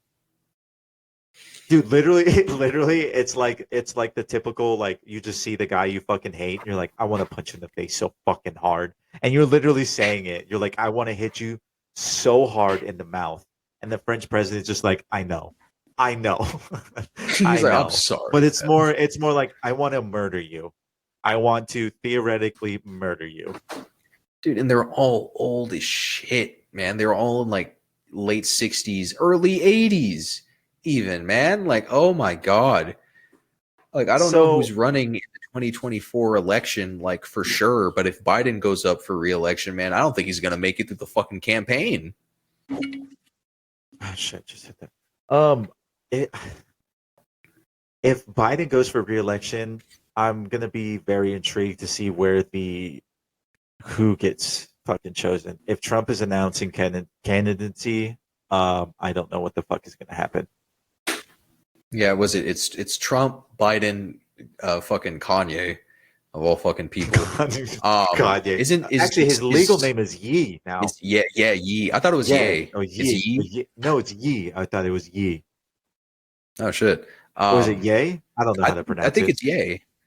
Like Oh, is Y it E Ye now? A. I think it's Y. Ye. No, I thought it was Y-E. No, but I think he pronounces it Ye because that's also like a nickname he has. Oh, okay. Kanye, Yeezy, Ye. Um, Delusional, yeah, crazy. delusional. Dude, he Needs to go back on gave the meds. Kim Kardashian got the house he bought across the street when she was dating Pete Davidson in the divorce settlement. Um, and That's she's getting 200K. 200K 200,000 big ones, man. Oh my a god. month. A drop in the A month. bucket of her net worth, but hey, Oh, a win is a win. I hate both of them, but I hate Kanye more with all the shit that he's been saying. Have you seen the new stuff that he was saying? no, what is the new stuff he's been saying? I've just been watching. I saw the what's it? Anti Anti-Semitic Semitic? post Yeah, he was anti making. Yeah, yeah. he was on a talk. I think it's a talk show. I don't know what it actually is, but it was with him, Alex Jones. I think it was Alex Jones. It was like a fat dude that sounded just like him, and some other person because it's been snippets. You know what I mean? He had a Yeah. fucking mask on, like a full face. It looked like he just got some tights, like he's got pantyhose and just put it over his face. But he was talking about how Hitler wasn't that bad of a guy, and not all the Nazis were bad. And I was like, "Are Jesus you Christ. fucking kidding me, dude? Like, you just keep digging this hole." Oh my god, he's like, "Oh, I know what'll solve this." Like, he's digging the hole deeper because he thinks it's going to give him the dirt to build the stairs to get out of the hole. But nah, dude. Rapper Kanye West praised Adolf Hitler and said should not criticize Nazis in an interview with far-right conspiracy theorist Alex Jones. Jesus Christ. So it was Alex Jones. There we go, dude. Like, you can't make this shit up, man. It's just what is going on in the like what's going on not only in the world. Um, every human being has value that they brought to the table, especially Hitler. I Holy shit. And then he says, I like Hitler, he added later, and called himself a Nazi. Oh my god. This cannot be the same Kanye that played Trump to This can't get be. his boy out of jail. It is the same Kanye. He also It's told got him to be. that he also said that under a black ski mask, he also included anti-Semitic comments from Alex Jones, who referred to a Jewish mafia. Okay. Like the actual Jewish mafia, or he's saying that all Jews act No, like a mafia? he's saying like all Jews are part of like the same mafia, essentially. God damn it, dude. Oh my god. Well, it's Alex Jones, so that doesn't surprise me that he's saying dumb shit like that. But what, like, and there's people that are gonna eat this up, dude. Like Ben Shapiro's probably over at his fucking 100%, little yeah. apartment, not turning his wife on like he admitted in national television. It's just like, you know what? He's actually right, because when you look at the logic and the facts, That's one dude. If I saw him, it would be on site. I would love nothing more than to beat the ever living fuck out of Ben Shapiro, dude. Oh my god. Uh, he, dude. So can we blame, or is it allowed to blame this on Kanye West's mental illness, or is this past mental illness?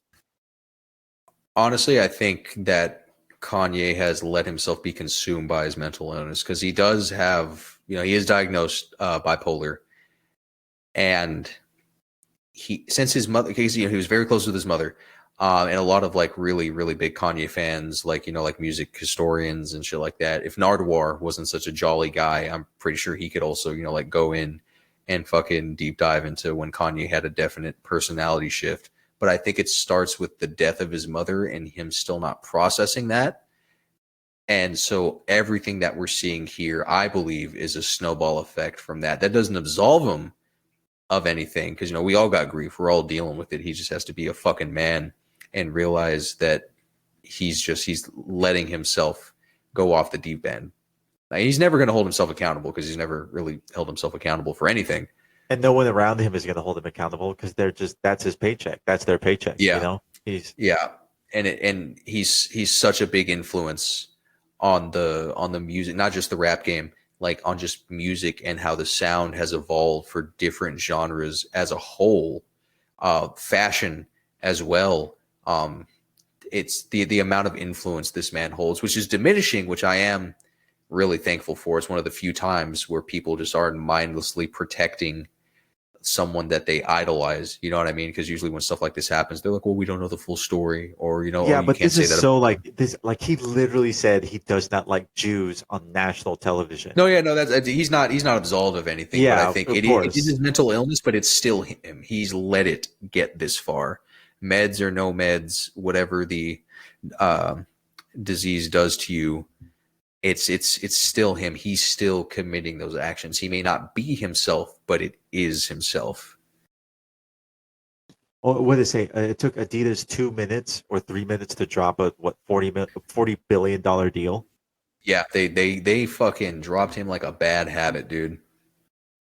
Ah, damn, dude. They dropped him faster than the heroin addict ODing, dude. Ah, damn.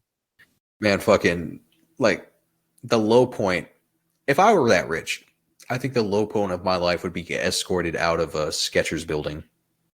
Yeah, that's kind of embarrassing, dude.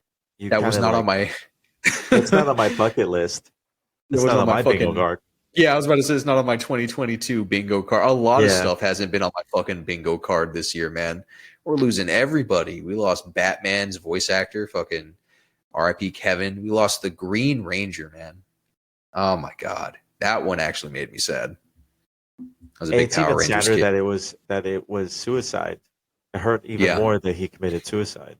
he did. It's I don't know if his estate has confirmed it, but everything else is basically confirmed it. His friends, coworkers, like anybody that had an interaction, they're like, yeah, he killed himself, and that is unfortunate.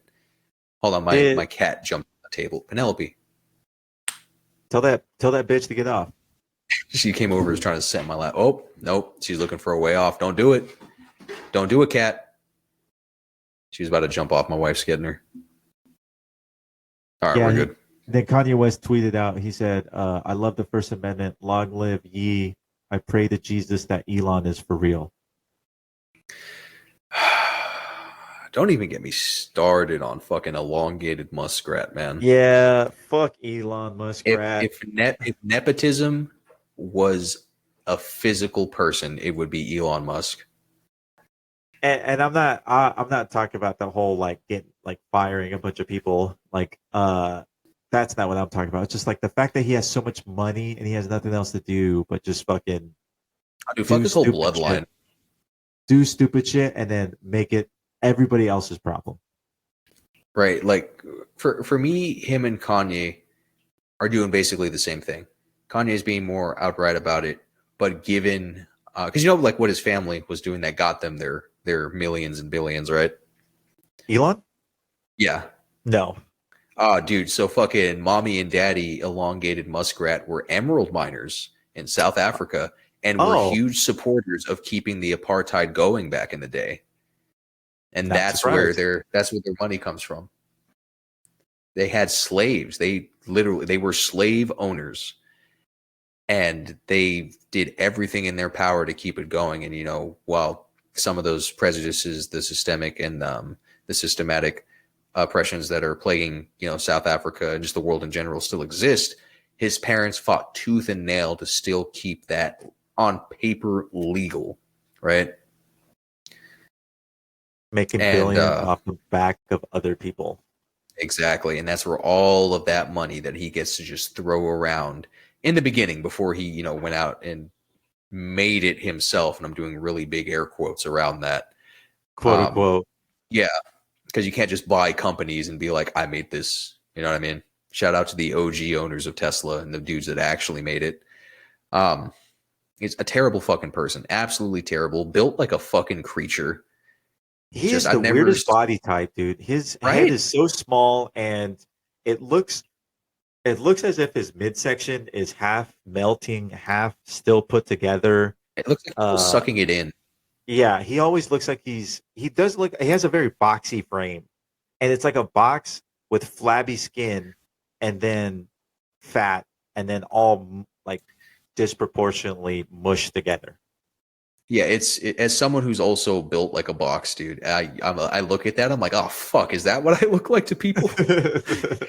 Like that's why I could spot it, dude. Like I'm built like a fucking box too. It's completely awful, man. Like I'll get a gym pump going. I'm like, damn, this side profile looking neat.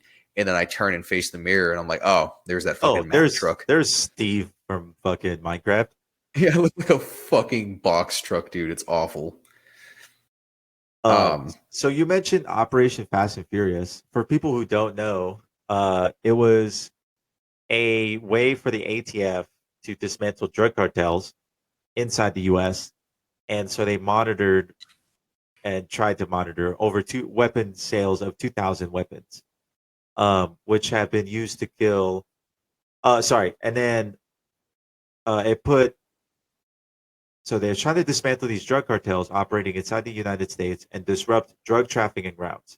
Instead, it put into the hands of criminals south of the border some 2,000 weapons, which have been used to kill hundreds of Mexicans and at least one American U.S. Border Patrol agent, Brian Terry. yep. And the more research that you do into it, I think they've only recovered like 40 rifles or something.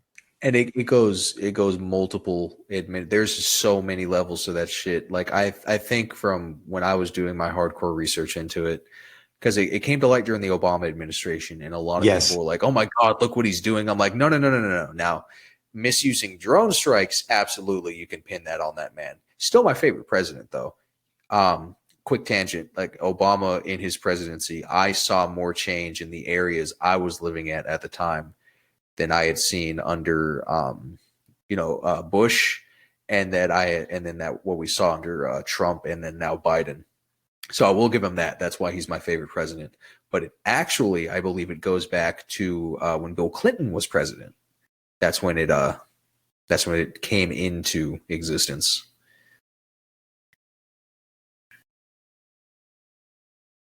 Sorry, I'm reading. Keep going. You're good.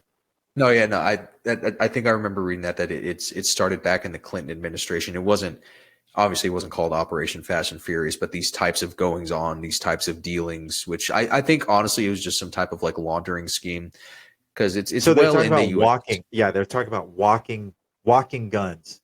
Um, Yeah.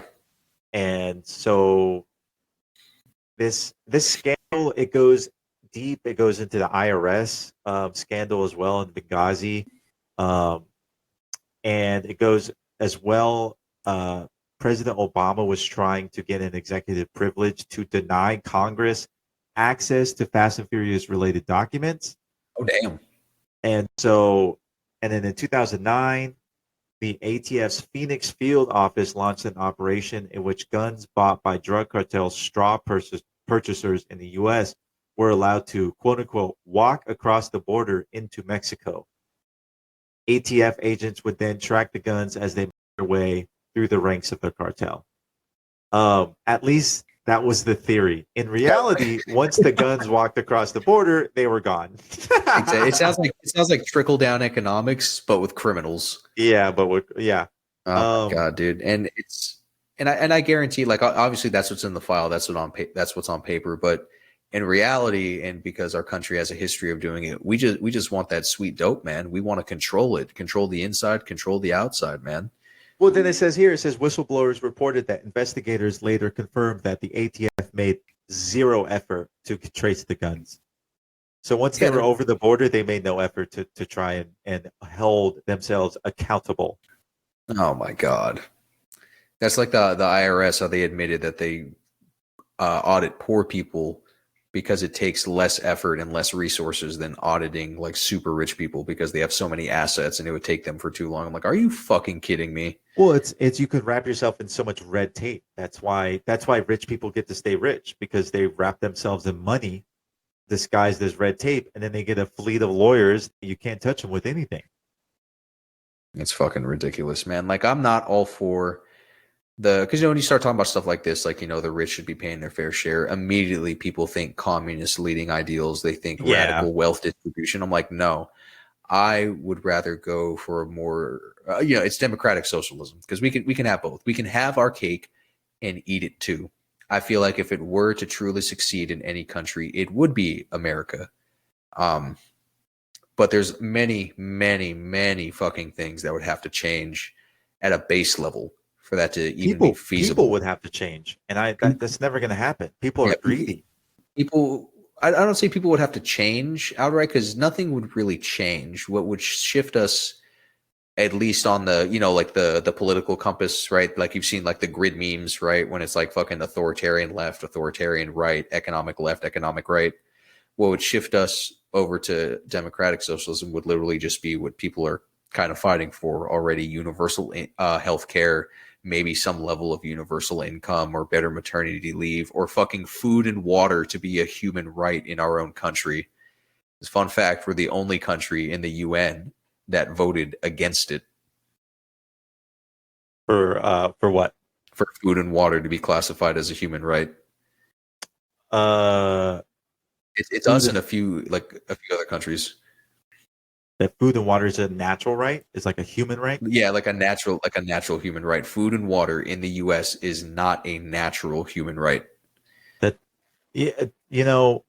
thank God for state level government, because that means, because in Arizona, when it gets 120 degrees and you got like the homeless, and they're coming in like, hey, can I get a glass of water? It's like, yeah, it's like they have to get water or they'll fucking die.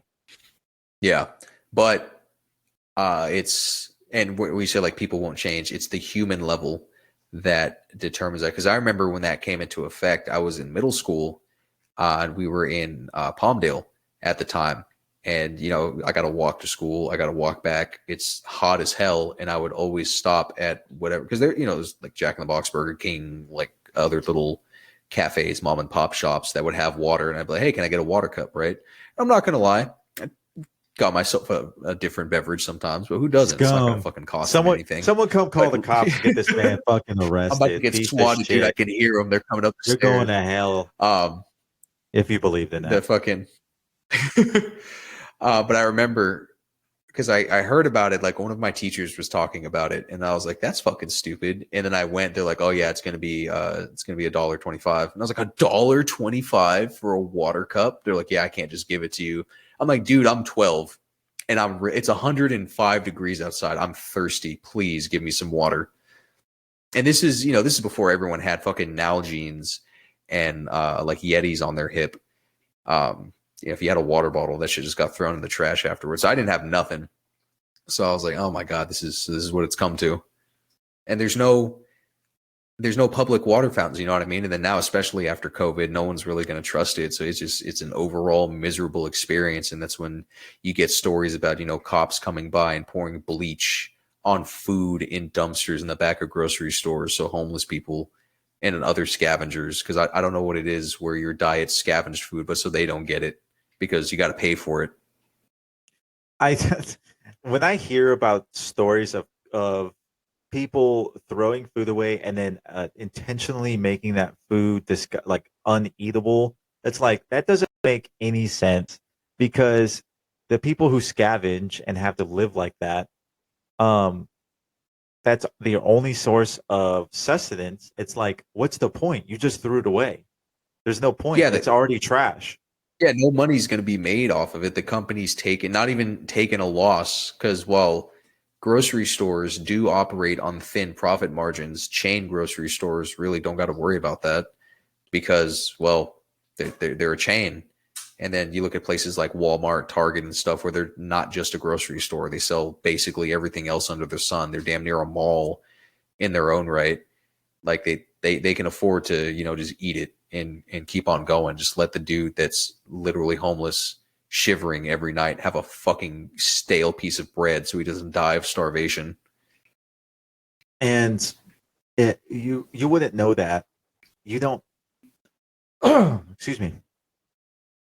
You don't understand this conversation if you A, haven't lived like that, B, experienced or been with someone who has been homeless.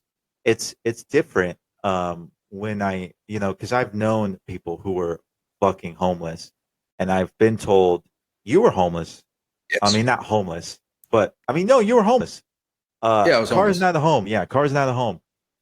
Um, Car is not a and, home. Couch surfing is not a home. That's another thing that my dad and I have been talking about. Because tangent, my mind's always a fucking tangent. It sounds like my podcast. So I'm kidding. um, goddamn. The more we talk, right, the more he's like, yeah, no, your mom was letting me know what was going on during that time, right? Because there was always the offer, like, everyone's like, well, why didn't you go live with your dad? I was like, I couldn't leave my siblings. And then at that time, I was still like, nah, I got to be there for my mom because my stepfather's, beating her fucking down. Like, I'm not just gonna up and leave. Like to me, as like in my kid brain, I was like, that would make me a coward. right. And so I stuck it out, you know. But it was very much in the car, very much like, like, oh, we're staying at this person's, right? And so we're fucking all cramped into a room or like sleeping in the living room or some shit. And it's just like, oh wow, I get to be with strangers while still dealing with all the bullshit that our mother's putting us through, deal with all the bullshit that they're putting each other through. And I get to go to a completely new school for the 5th time, dude. Oh, it's paradise. And it's just like it's just one after the other, and then it just starts. You have to build mental toughness yourself, and Yeah. you have to be tough, and you have to make sure that it never touches your siblings, or you try your best to make sure it doesn't touch your siblings. Yeah. Um, and that's not your job. You're the kid. It's not your job to grow up that fast. It's not your job to. Um, I get upset at my wife because she's the mother hen, of the siblings, Yeah. and it stresses her out to no end.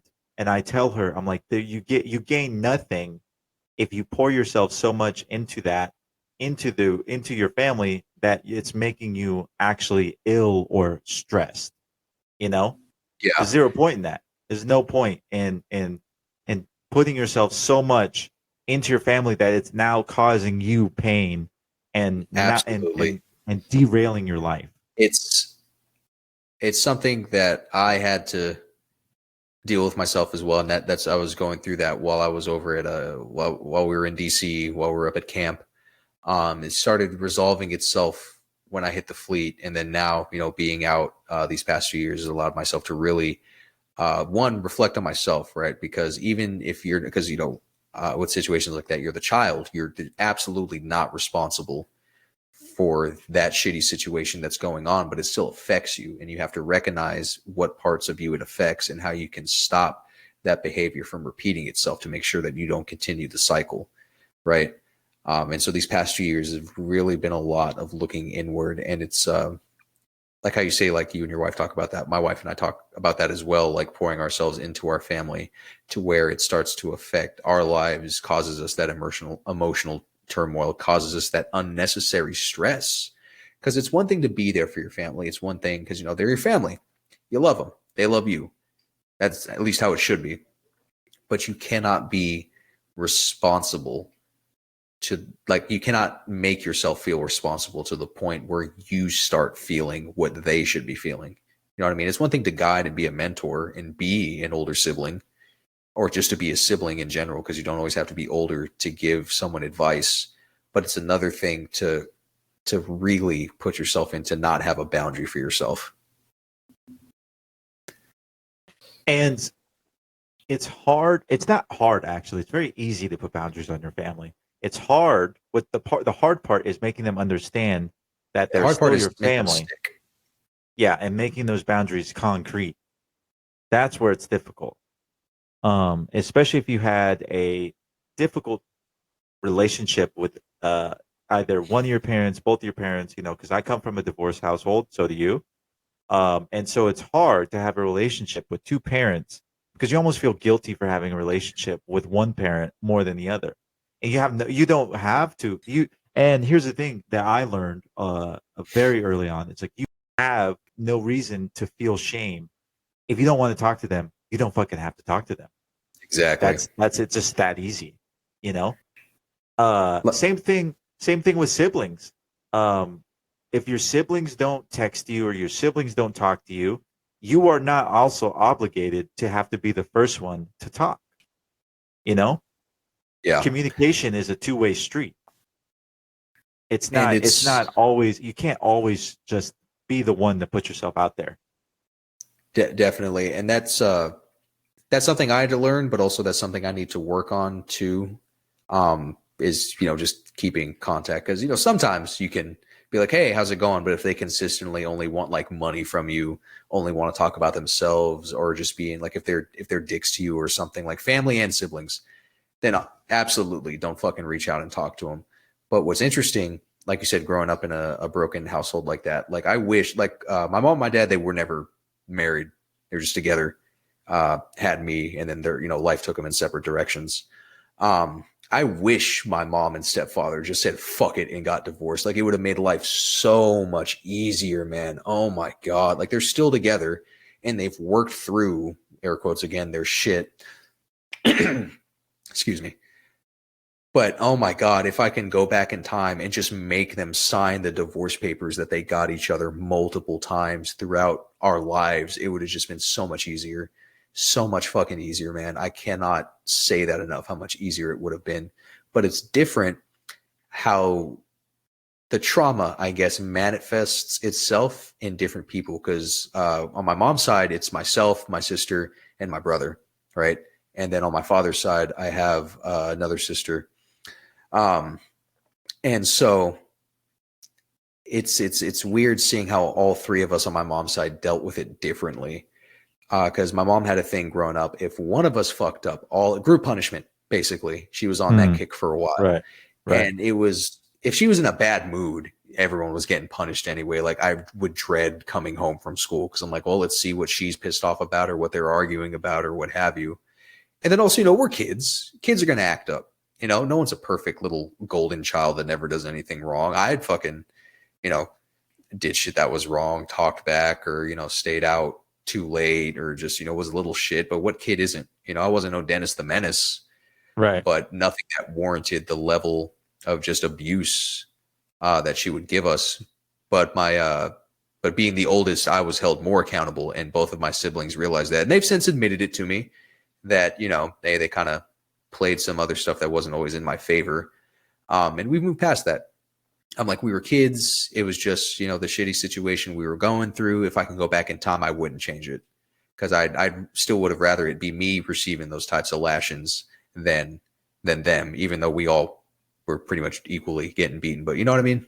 Yeah, I understand. Yeah, 100%. I mean, so you say that you're holding your mom accountable, right? Yes. And that's what you're choosing to do as an adult. Yes. That's the cool thing, is that you're choosing to hold her accountable. You could choose just not to fucking talk to her. You could choose I don't. to just, yeah. Oh, you don't? So it's very much like, if there's because I'm friends with her on Facebook. So if I see something about, because my sister and my brother still live with her, and then now my sister has her two kids. So whenever it's like a family post, you're like, oh, we did this today, or like with the holidays, it's like the holiday decorations for the house and stuff like that. I give it a like, leave a comment, you know what I mean? But as far as texting my mother, seeing how her day's going, I don't have that. I don't have that drive. I don't have that want. And this is something that we've talked about in the past, but she always seems to think it's done after that. Like a big thing that she says is you need to stop. Like you need to stop doing this. You need to stop saying this. Like I'm your mother. Like we've had this conversation already. I'm tired of having this conversation. I'm like, you're tired. Oh, but let me fucking tell you, man. Like you're tired, yeah, but I so here's the thing, okay, is parents are trying their best. I get that. But Yes. you have to know there's some point where like maybe I am doing something wrong. Is that fucked up to say? I don't think so. And like you said, every parent tries their best. And that's okay. Like everyone is a parent for the first time when they, have the kid. You know what I mean? Like with Yeah. you and your wife, you're expecting, you're going to try your best. But like you said, it's being able to hold yourself accountable and recognize that, hey, maybe I'm fucking up. Maybe I'm not doing this the right way. And communicating that to your child in a healthy way that'll help them understand. Because that's literally all I want is Yeah. for her to genuinely be like, hey, I did this. I fucked up. I'm sorry. And not in some backhanded way because it's always, oh, I'm sorry you feel that way. But time's passed on, or like, oh, I had you young. I grew up with you. Like, okay, yeah, you had. That's not my fault. It's not your fault. It's not your I fault didn't. at I all. didn't ask to be born. You know what I mean? Um, and like, yeah, it sounds like the definition of dudes will do everything but go to fucking therapy, right? But it's frustrating because I see other people in my life that have that type of close bond with their mother. And I'm not going to lie, as a kid, we were close because I didn't understand what the fuck was going on, you know? But now as an adult, I look back and I'm like, oh, that's fucking terrible. I want nothing to do with that. And I see other people that, like, oh, me and my mother did this, me and my mother did that. Like, is it nice seeing her? Absolutely. I'd be lying if I said I didn't miss my mom, but it's an idea of what I would want my mother to be like, or what I think she should be like, or would be like if we actually, worked through this as mother and son, and not how she is. Hmm. And it's very validating because as I get older, more and more family members are confirming this. Like most recently, it was my niece's birthday. Celebrated her birthday. A lot of family came that I hadn't seen in a long time. I hadn't seen my Nina and my cousins and my Theo in a long time. And we were, just talking about times past. And, they got to talking about, like, oh, we're all in our 20s now. Like, all the kids are grown up and what have you. And the subject came up of, like hardship, like economic hardship, right? Like, because we've always been poor. I've been broke for 25 years. Man, I was broke in the womb. I'm more than likely going to be broke when I die. I've made my peace with that, but it was very validating to when they were talking about what parents do to make sure their kids don't notice it, for my Nina to then look at me as like, well, you understand what we're talking about, Philip. You know what I mean? Like, because you were there right alongside it. Like you're different, right? Like all the stuff I've been saying to my mom that she's trying to deny is true. And that was a very validating experience. And the difference, I 100% feel you when you say like you feel jealous. My wife and her mom have one of the closest bonds ever. And I mean, again, I have my stepmother, who raised me, and of course, she's my mother. But the thing that gets me about my in-laws is that my in-laws are so close with all family members. Yeah. I don't know anything about my dad's family.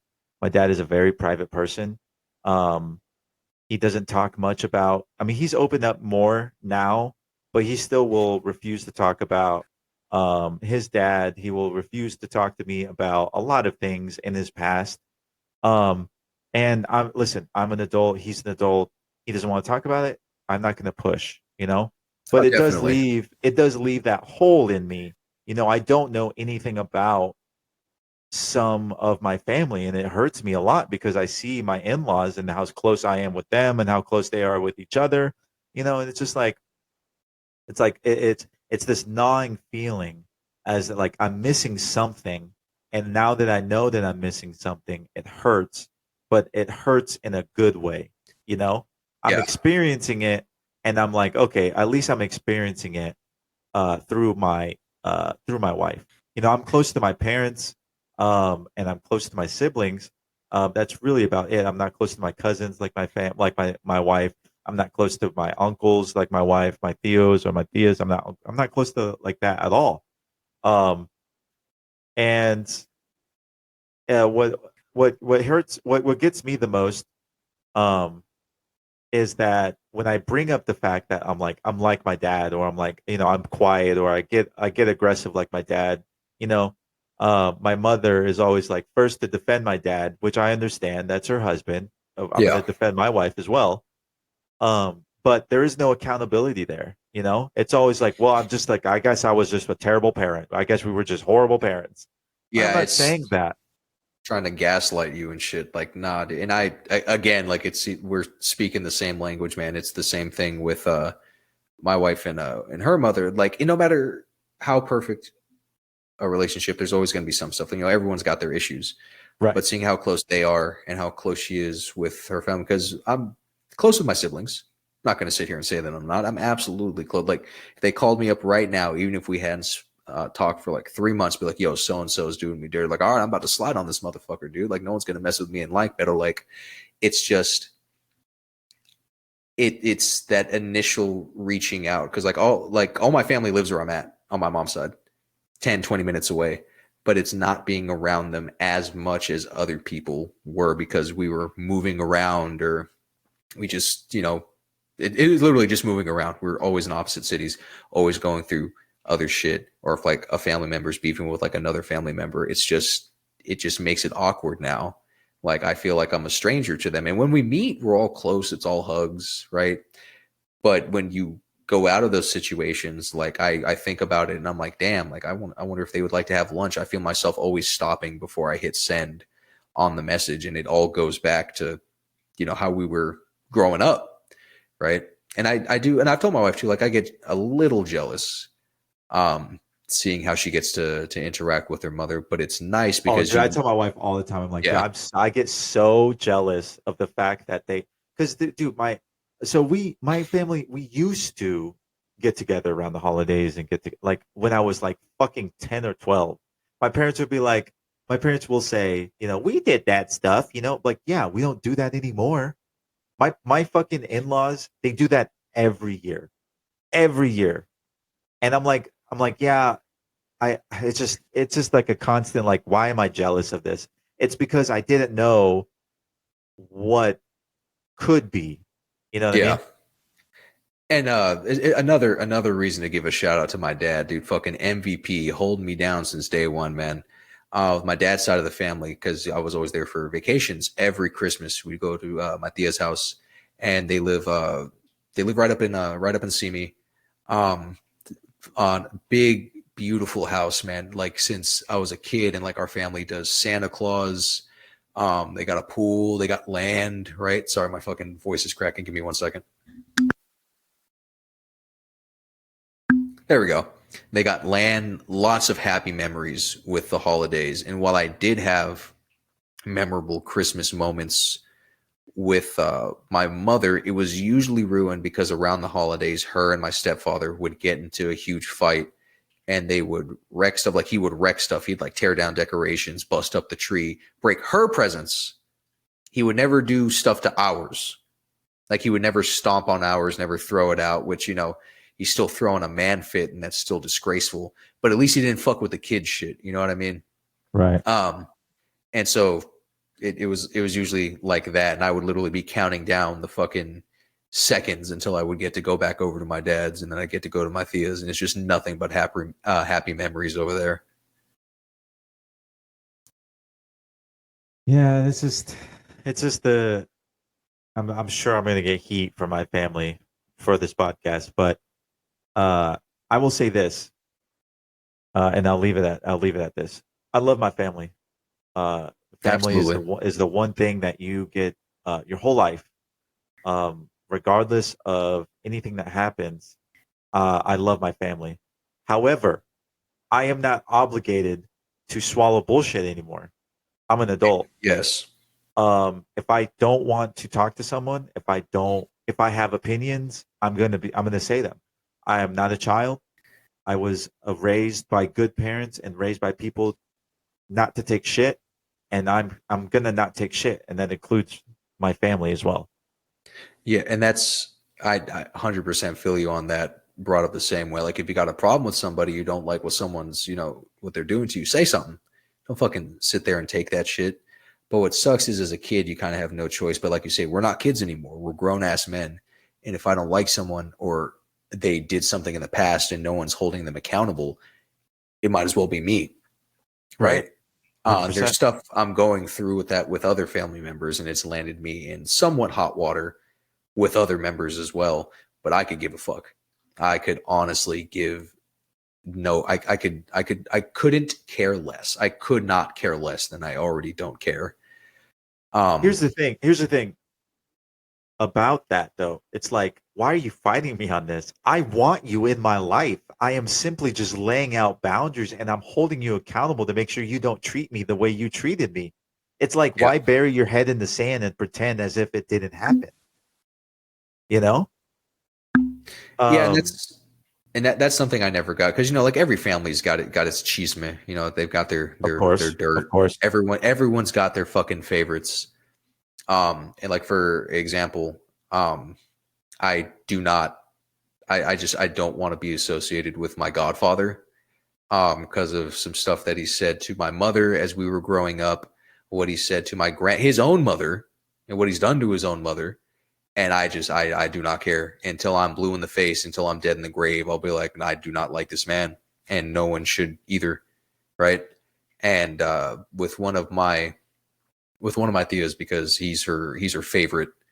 I guess like at the time when I was saying that, my mom was like, "Oh, you shouldn't be saying that because so and so that's their favorite. They're gonna get upset." I'm like, "Fuck them." Like The so, fact that you like say that means I fucking don't give a fuck. yeah, like I don't care. And what sucks is it was a Thea that I consider myself very close to. Like hardly see her, but oh, I love the hell out of her. But to hear that she might have a different opinion of me because I'm laying out facts, because this is stuff that has happened that a member of our family has done to another one, a parent to their own child, right? That's just not cool. That shouldn't fly. That should not be acceptable. And while my grandmother has moved on, forgiven, they've worked it out, it ain't right with me. You know what I mean? Fucking how religious people are like, oh, it's in God hands. I'm like, nah, fuck that. Like, nah, it's in my hands. Like you may think you got off scot free, but I'll be there at the end of the day to tell you that you're a fucking bastard. And I think it's a different generational mentality. Dude, Our absolutely. generation, our generation, I don't think takes shit the way other generations took shit for a long time. You know, we're the lazy generation that doesn't want to work. Like, no, you just don't want to be stuck at a job for 20 years to get out and literally have nothing to say for you. You Have know, absolute to wake up one day in like your 50s or 60s and be like, damn, I wasted my life, or to just get fucked over by that by job. the Give them company who doesn't everything. give Yeah. a fuck about you. There's people that's happened to, like just in general, as well as within my own family, within my own circles that's happened to. And I'm like, I would literally, I would shoot up the place. I would know shit. I would become a villain that day. It's me and my friend have a saying, but it goes to anybody. It's like if you can only take so much. Yeah. Everybody has a breaking point. When people reach their breaking point, it's very ugly. It could be very dangerous. It could be a lot of things, and so it's our job to be accountable and to ensure that we don't get to our boiling point and we don't get to our breaking point. I can say I've been to my breaking point, maybe not, maybe a like 2 to 6 times. I would say, I don't know. That's a weird ratio, but like to my actual breaking point where I couldn't control my emotions. Yeah, like I would say like probably half a dozen times. Yeah, I definitely been there mainly while I was in the military, not from what was going on. Because on truth be told, I'm not even trying to toot my own horn, nothing like that. The military was not the hardest thing I've ever done in my life. The Marine Corps was not the hardest thing I've ever done. Was it taxing? Was it hard? Yes, but not in the grand scheme of other stuff that I've been through. Was nowhere near the most difficult or painful thing that I've had to go through. Yeah, I mean that's just because you had that difficult life growing up. You had when you meet people in the Marine Corps who have experiences um such as yourself, and then you even meet people who have worse experiences than that. It's just like that's the beauty about the military. Yeah. Everybody, it comes all walks of life. You have the people who have grown up with a silver spoon in their mouth, and you have a person who doesn't even know what the fuck a washing machine is Oh because God. they've done Yeah. fucking laundry by hand. It's like you have this crazy dynamic. It's just like it's awesome, and it's also sad as well, but it's eye opening as all at the same time because now I can say like, yeah, I know people who literally came from nothing. Exactly. Nothing. It shows you that like literally there's 8 billion people on the planet now, and we all got something different going on. Mhm. All of us, each and every one's dealing with their own struggles, going through their life in a different way, and it's a trip that we're all here at this point in time to experience it, and it's something that it keeps me up because I'll start thinking, especially, well, not really when I'm high, because when I'm high, I try to keep myself grounded because that's what gives you, a bad high. Um, but it's a trip to think about, man. Just everything that's going on at this moment, and like all the people that you see when you're driving. You know what I mean? Like each car has a person, at least one, and they're all doing their own thing. You know what I mean? It's a very interesting thought, and it's crazy, and I love thinking about that. I But but I would like to roast the higher elite before we end this podcast with the Balenciaga ad scandal. Have you looked into that? I have. It's who So who thought that was a good I idea? so Balenciaga, of course, is pulling the old CIA, and they're turning it on itself, saying we never knew this was happening. Like, which is first off, no, sorry, dude, this is America. You can't pull that shit on us anymore. Especially with a big corporate entity like that. There's multiple teams. There's Look, dude, multiple do you see the pictures? meetings. I I don't honestly even want to myself, look at them, bro, I because I feel honestly like I'm have gonna not. fucking go to jail. I've heard what's going on with them, and once I heard that, I was like, that's one thing that I'm not going to confirm for myself. Like, who thinks it's a good idea to put BDSM bears with kids in a campaign for what is it? It was underwear, correct? Children's like Uh, undergarments. so hold on. Early this month, Balenciaga dropped its holiday ad campaign featuring children holding teddy bears in bondage harnesses and costumes. The BDSM accessories were also on the runway to Balenciaga's show at Paris Fashion Week.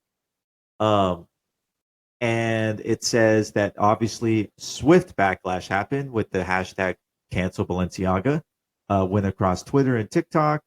Um, it's basically because the creative director, is condoning pedophilia and child exploitation.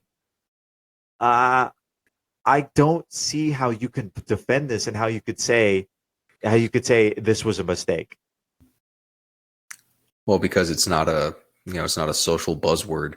Like the memes may be incelly, right? They may be very, very, very much this guy needs to go touch grass, but they all good jokes and bad jokes contain a hint of truth, right? Like if it was anything else other than what a lot of these dudes were sponsored by, they would drop it like a bad habit. You'd have the monologues from the celebrities on Twitter, you'd have the video monologues on TikTok, you'd have all kinds of shit if it was anything else other than a major fashion brand that a lot of them have a personal investment both financially and like physically in if they're endorsed by it.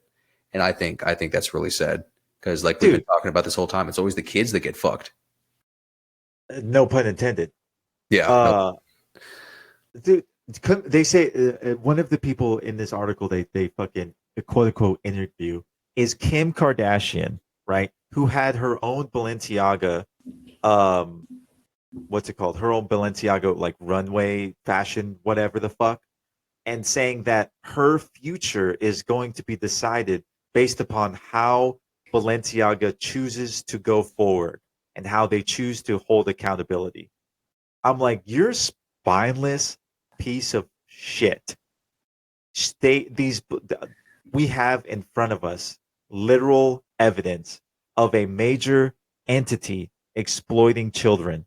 And the best you can say is, I'm going to wait on how you handle this Dude, to this determine on is whether I continue my relationship with you.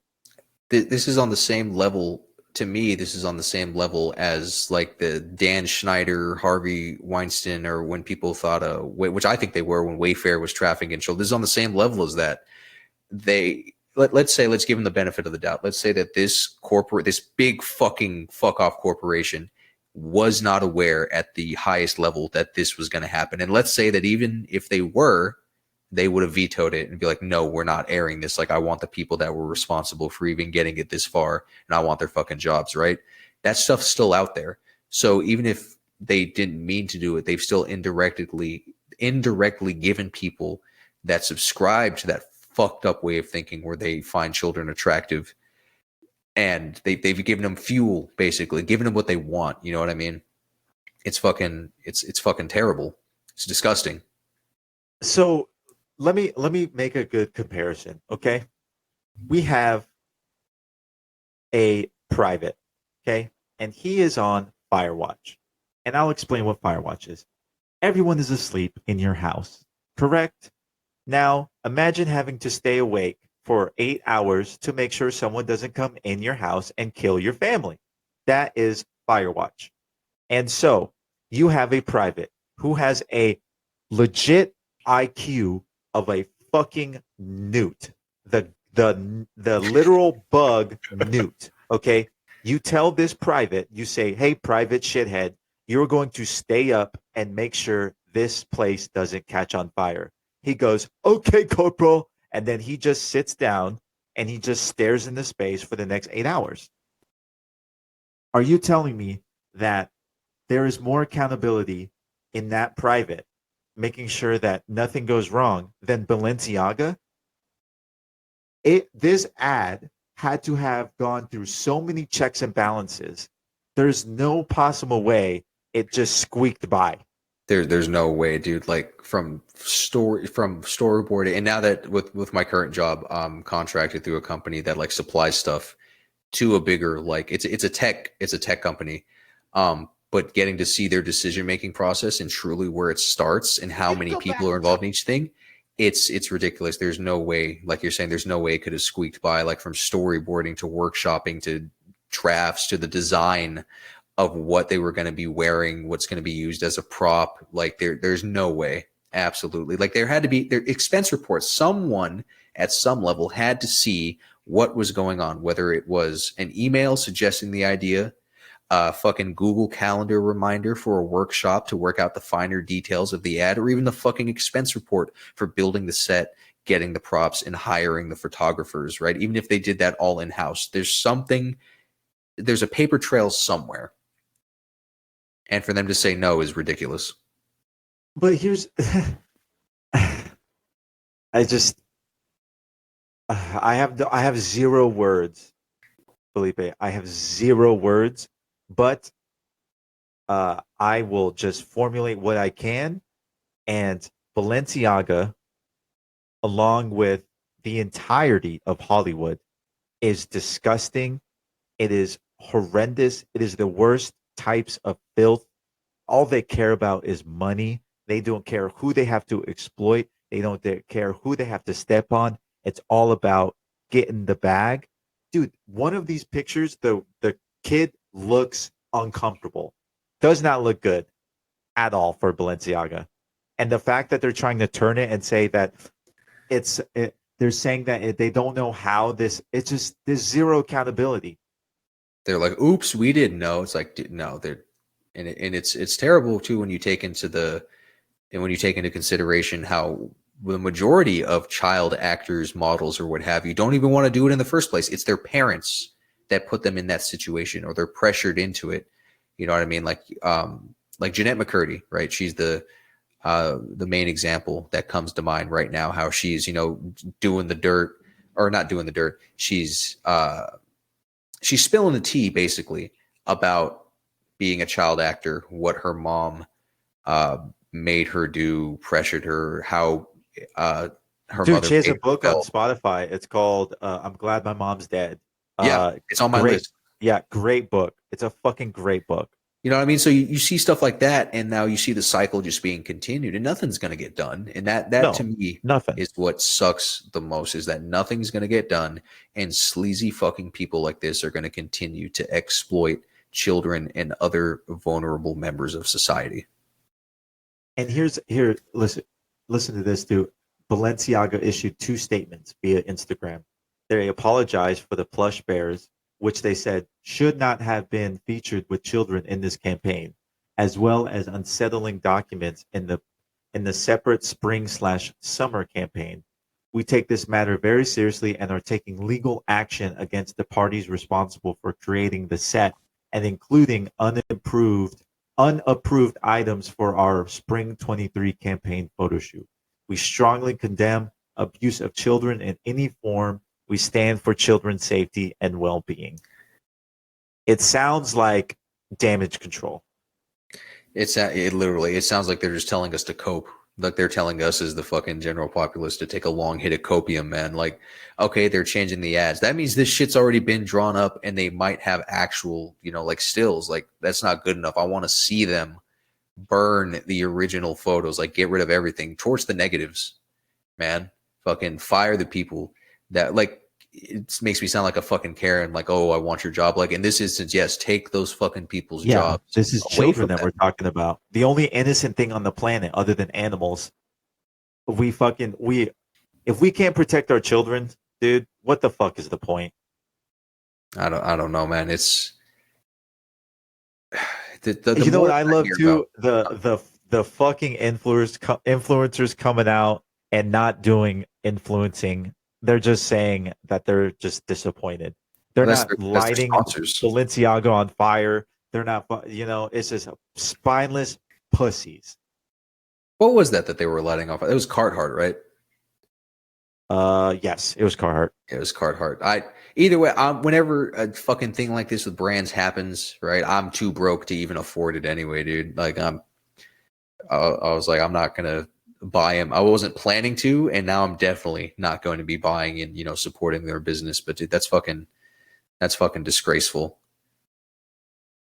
So Balenciaga filed a $25 million lawsuit against North Six Incorporated and a set designer, Nicholas Desjarnes, which is a Frenchman, over the controversial campaign image featuring the court documents. The suit claims that the defendants, including the Williams documents, without Balenciaga's knowledge or authorization, That and just sounds goes like on a to say scapegoat. that as a result of defendants' misconduct, members of the public, including the news media, have falsely and horrifically associated Balenciaga with the repulsive and deeply disturbing subject of the court decision.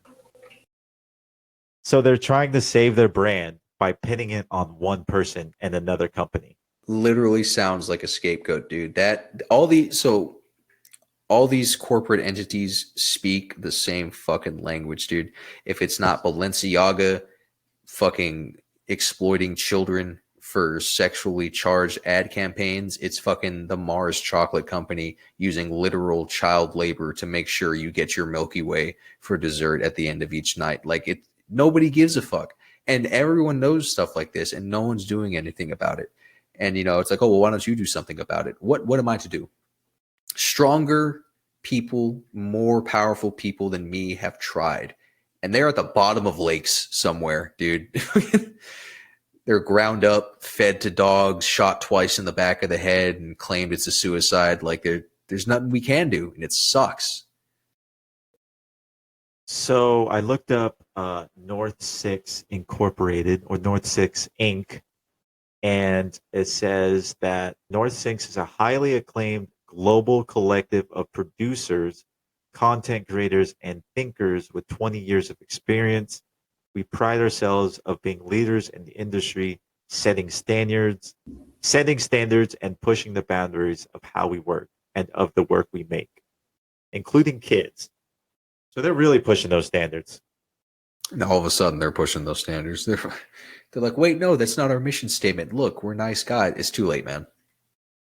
So they have L.A., New York City, London, Paris, Milan, Madrid, Amsterdam. All of those places work with North Six. Jesus. The more I hear about, and not just North Six in general, but the more I hear about up and coming companies or different like conglomerates, if you will, that have international reach, the more I'm just like, it's just another front. It's just another front for them to continue to do their dirty dealings. Like how with going back to the Epstein case, right? How it exposed a nationwide, I think also international wide, group of like daycares, like childcare facilities and stuff like that was used as processing and vetting systems to figure out which people would be trafficked, which kids would be trafficked. And like you go back to before then and they'd be like, no, you're fucking crazy. And then it gets exposed and then people see shit like this and they're just like, yeah, no, accept their apology. Like, no. It's just the lack of accountability for me, dog. It's the fact that there is no spine anywhere in Hollywood. We're so far away from that world that we couldn't even touch it if we tried. And so what can we do? People at the bottom. We can just make noise and make sure they know that what they did was wrong. Yeah, but is that enough? No. No, we're not their we're not their target demographic. It like I still think this too. Like even if all the clout chasing broke people that are behind on their rent, but you know, they got fucking Gucci, they've got Balenciagas on, you know, they've got fucking name brand stuff on, that even if they stopped buying, it wouldn't put a dent in their profits at all. And so they like it literally is just a half-assed apology. Like we keep saying, a lack of accountability because they know they're going to get away with it. It's just the people who are affected by money and the people who only see dollar signs in life, they are the people who rule the world. And money talks. I mean, that's not just a dumbass fucking quote. It is a true fact. Oh, yeah. Cash is king, man. Cash is huge. Cash is king. Money talks. You got money on your side. You have the world on your side, dude. What do you like when the Catholic Church was really corrupt? Why do you think they were corrupt? Because they were so goddamn rich. They were so goddamn rich because they got, it's just, and I'm not saying like the Catholic Church now. I'm saying back in the fucking during what's it called, 1600s Renaissance and all that. Yeah. Well, even I'll say it, dude. Fucking even now, like there's too many people that use even that really, or just use religion as a front. You know, like all those pastors that are caught embezzling money from their the fuck is it called? Their congregation? Yeah, from their congregation. Yeah, congregation. When they're like, oh no, it's in the name of God to keep up the church, to keep up our charity, our philanthropic endeavors, and it's just going to his fucking car payment so that he and his wife can go on their 6th around the world trip. And I'm like, it's everywhere, man. It's fucking terrible. Like even at the expense of our own species. Like literally, if we wanted to, it's oversimplification, but like overnight we could change the climate crisis that we're spiraling towards to. But it's these large conglomerates of different businesses and different powerful, influential people, like old money. You feel me? That is just paying or lobbying for stuff to stay the same. Like it's fucking ridiculous. You can look at anywhere. You can look at the food and water sector. You can look at the clothing. You could look at just the environmental sector, tech industries, automotive industries. It's all people just trying to make a quick buck, and they don't give a fuck who they got to hurt to get it. It's because once you chase the dollar, you have to be willing to sell your soul in the process. If your goal in life is to make money, you can't have any friends. You can't care about family. If all you care about is money and making money, you're gonna live a soulless life. You're gonna step on everyone and anyone to make sure you always have money.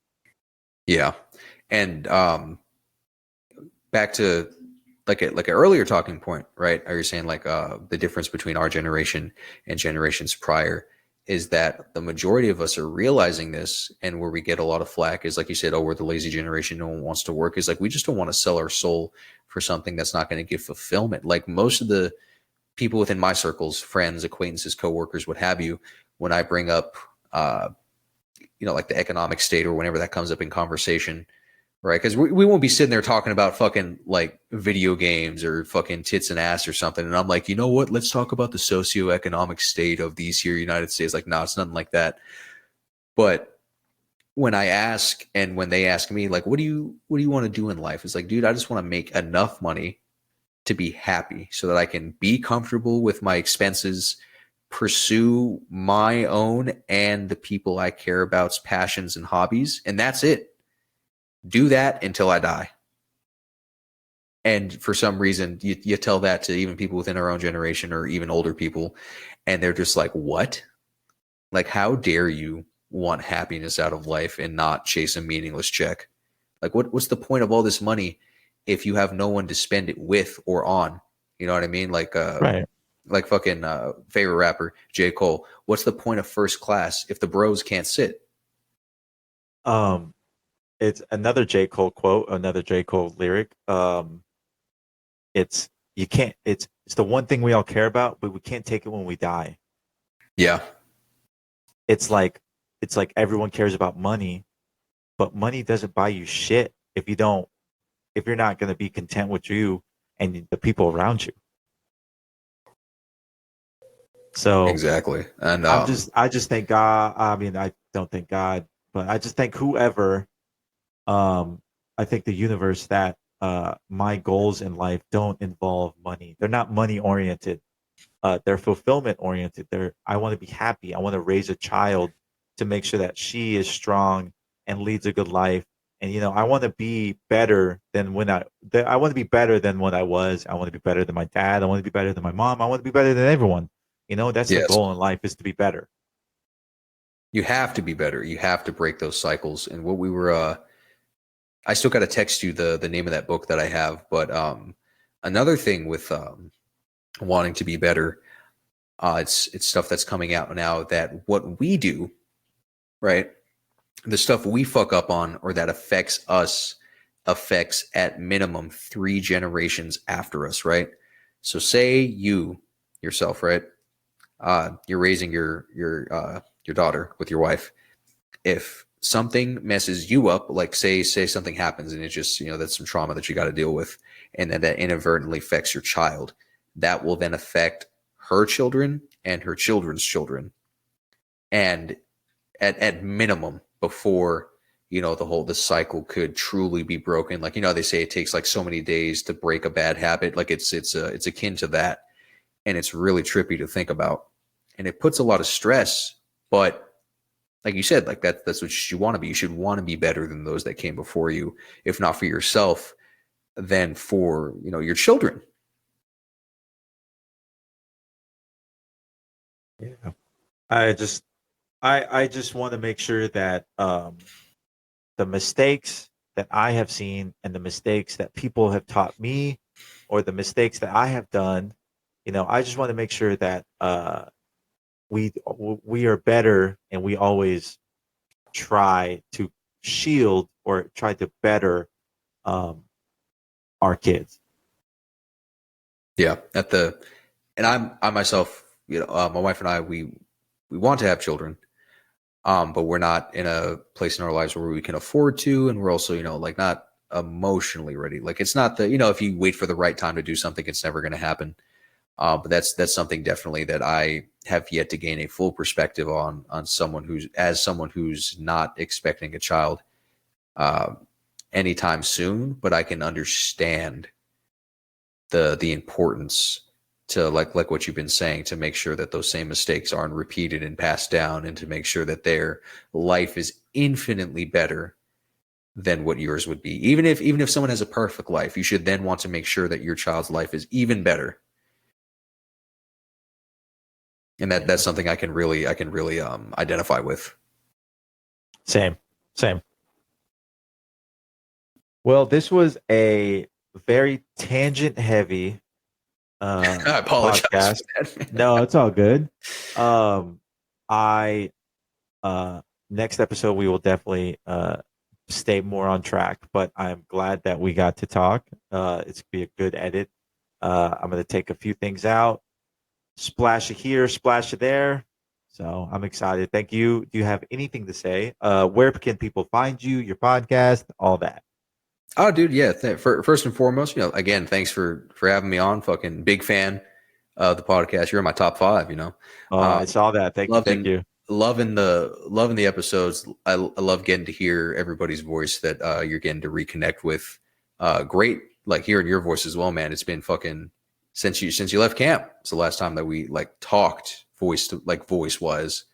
Um, Also, another thing to get out of the way, fucking congratulations on you and your wife fucking expecting.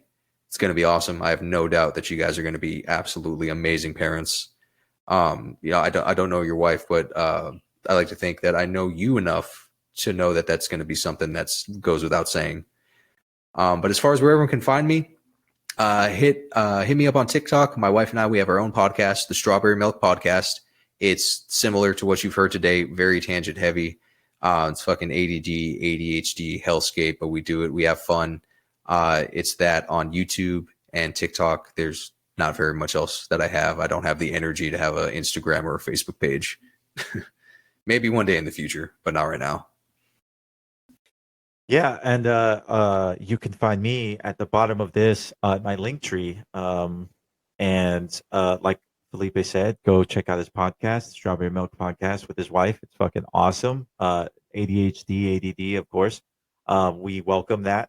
I hope you guys enjoyed the episode, and I'll catch you guys later.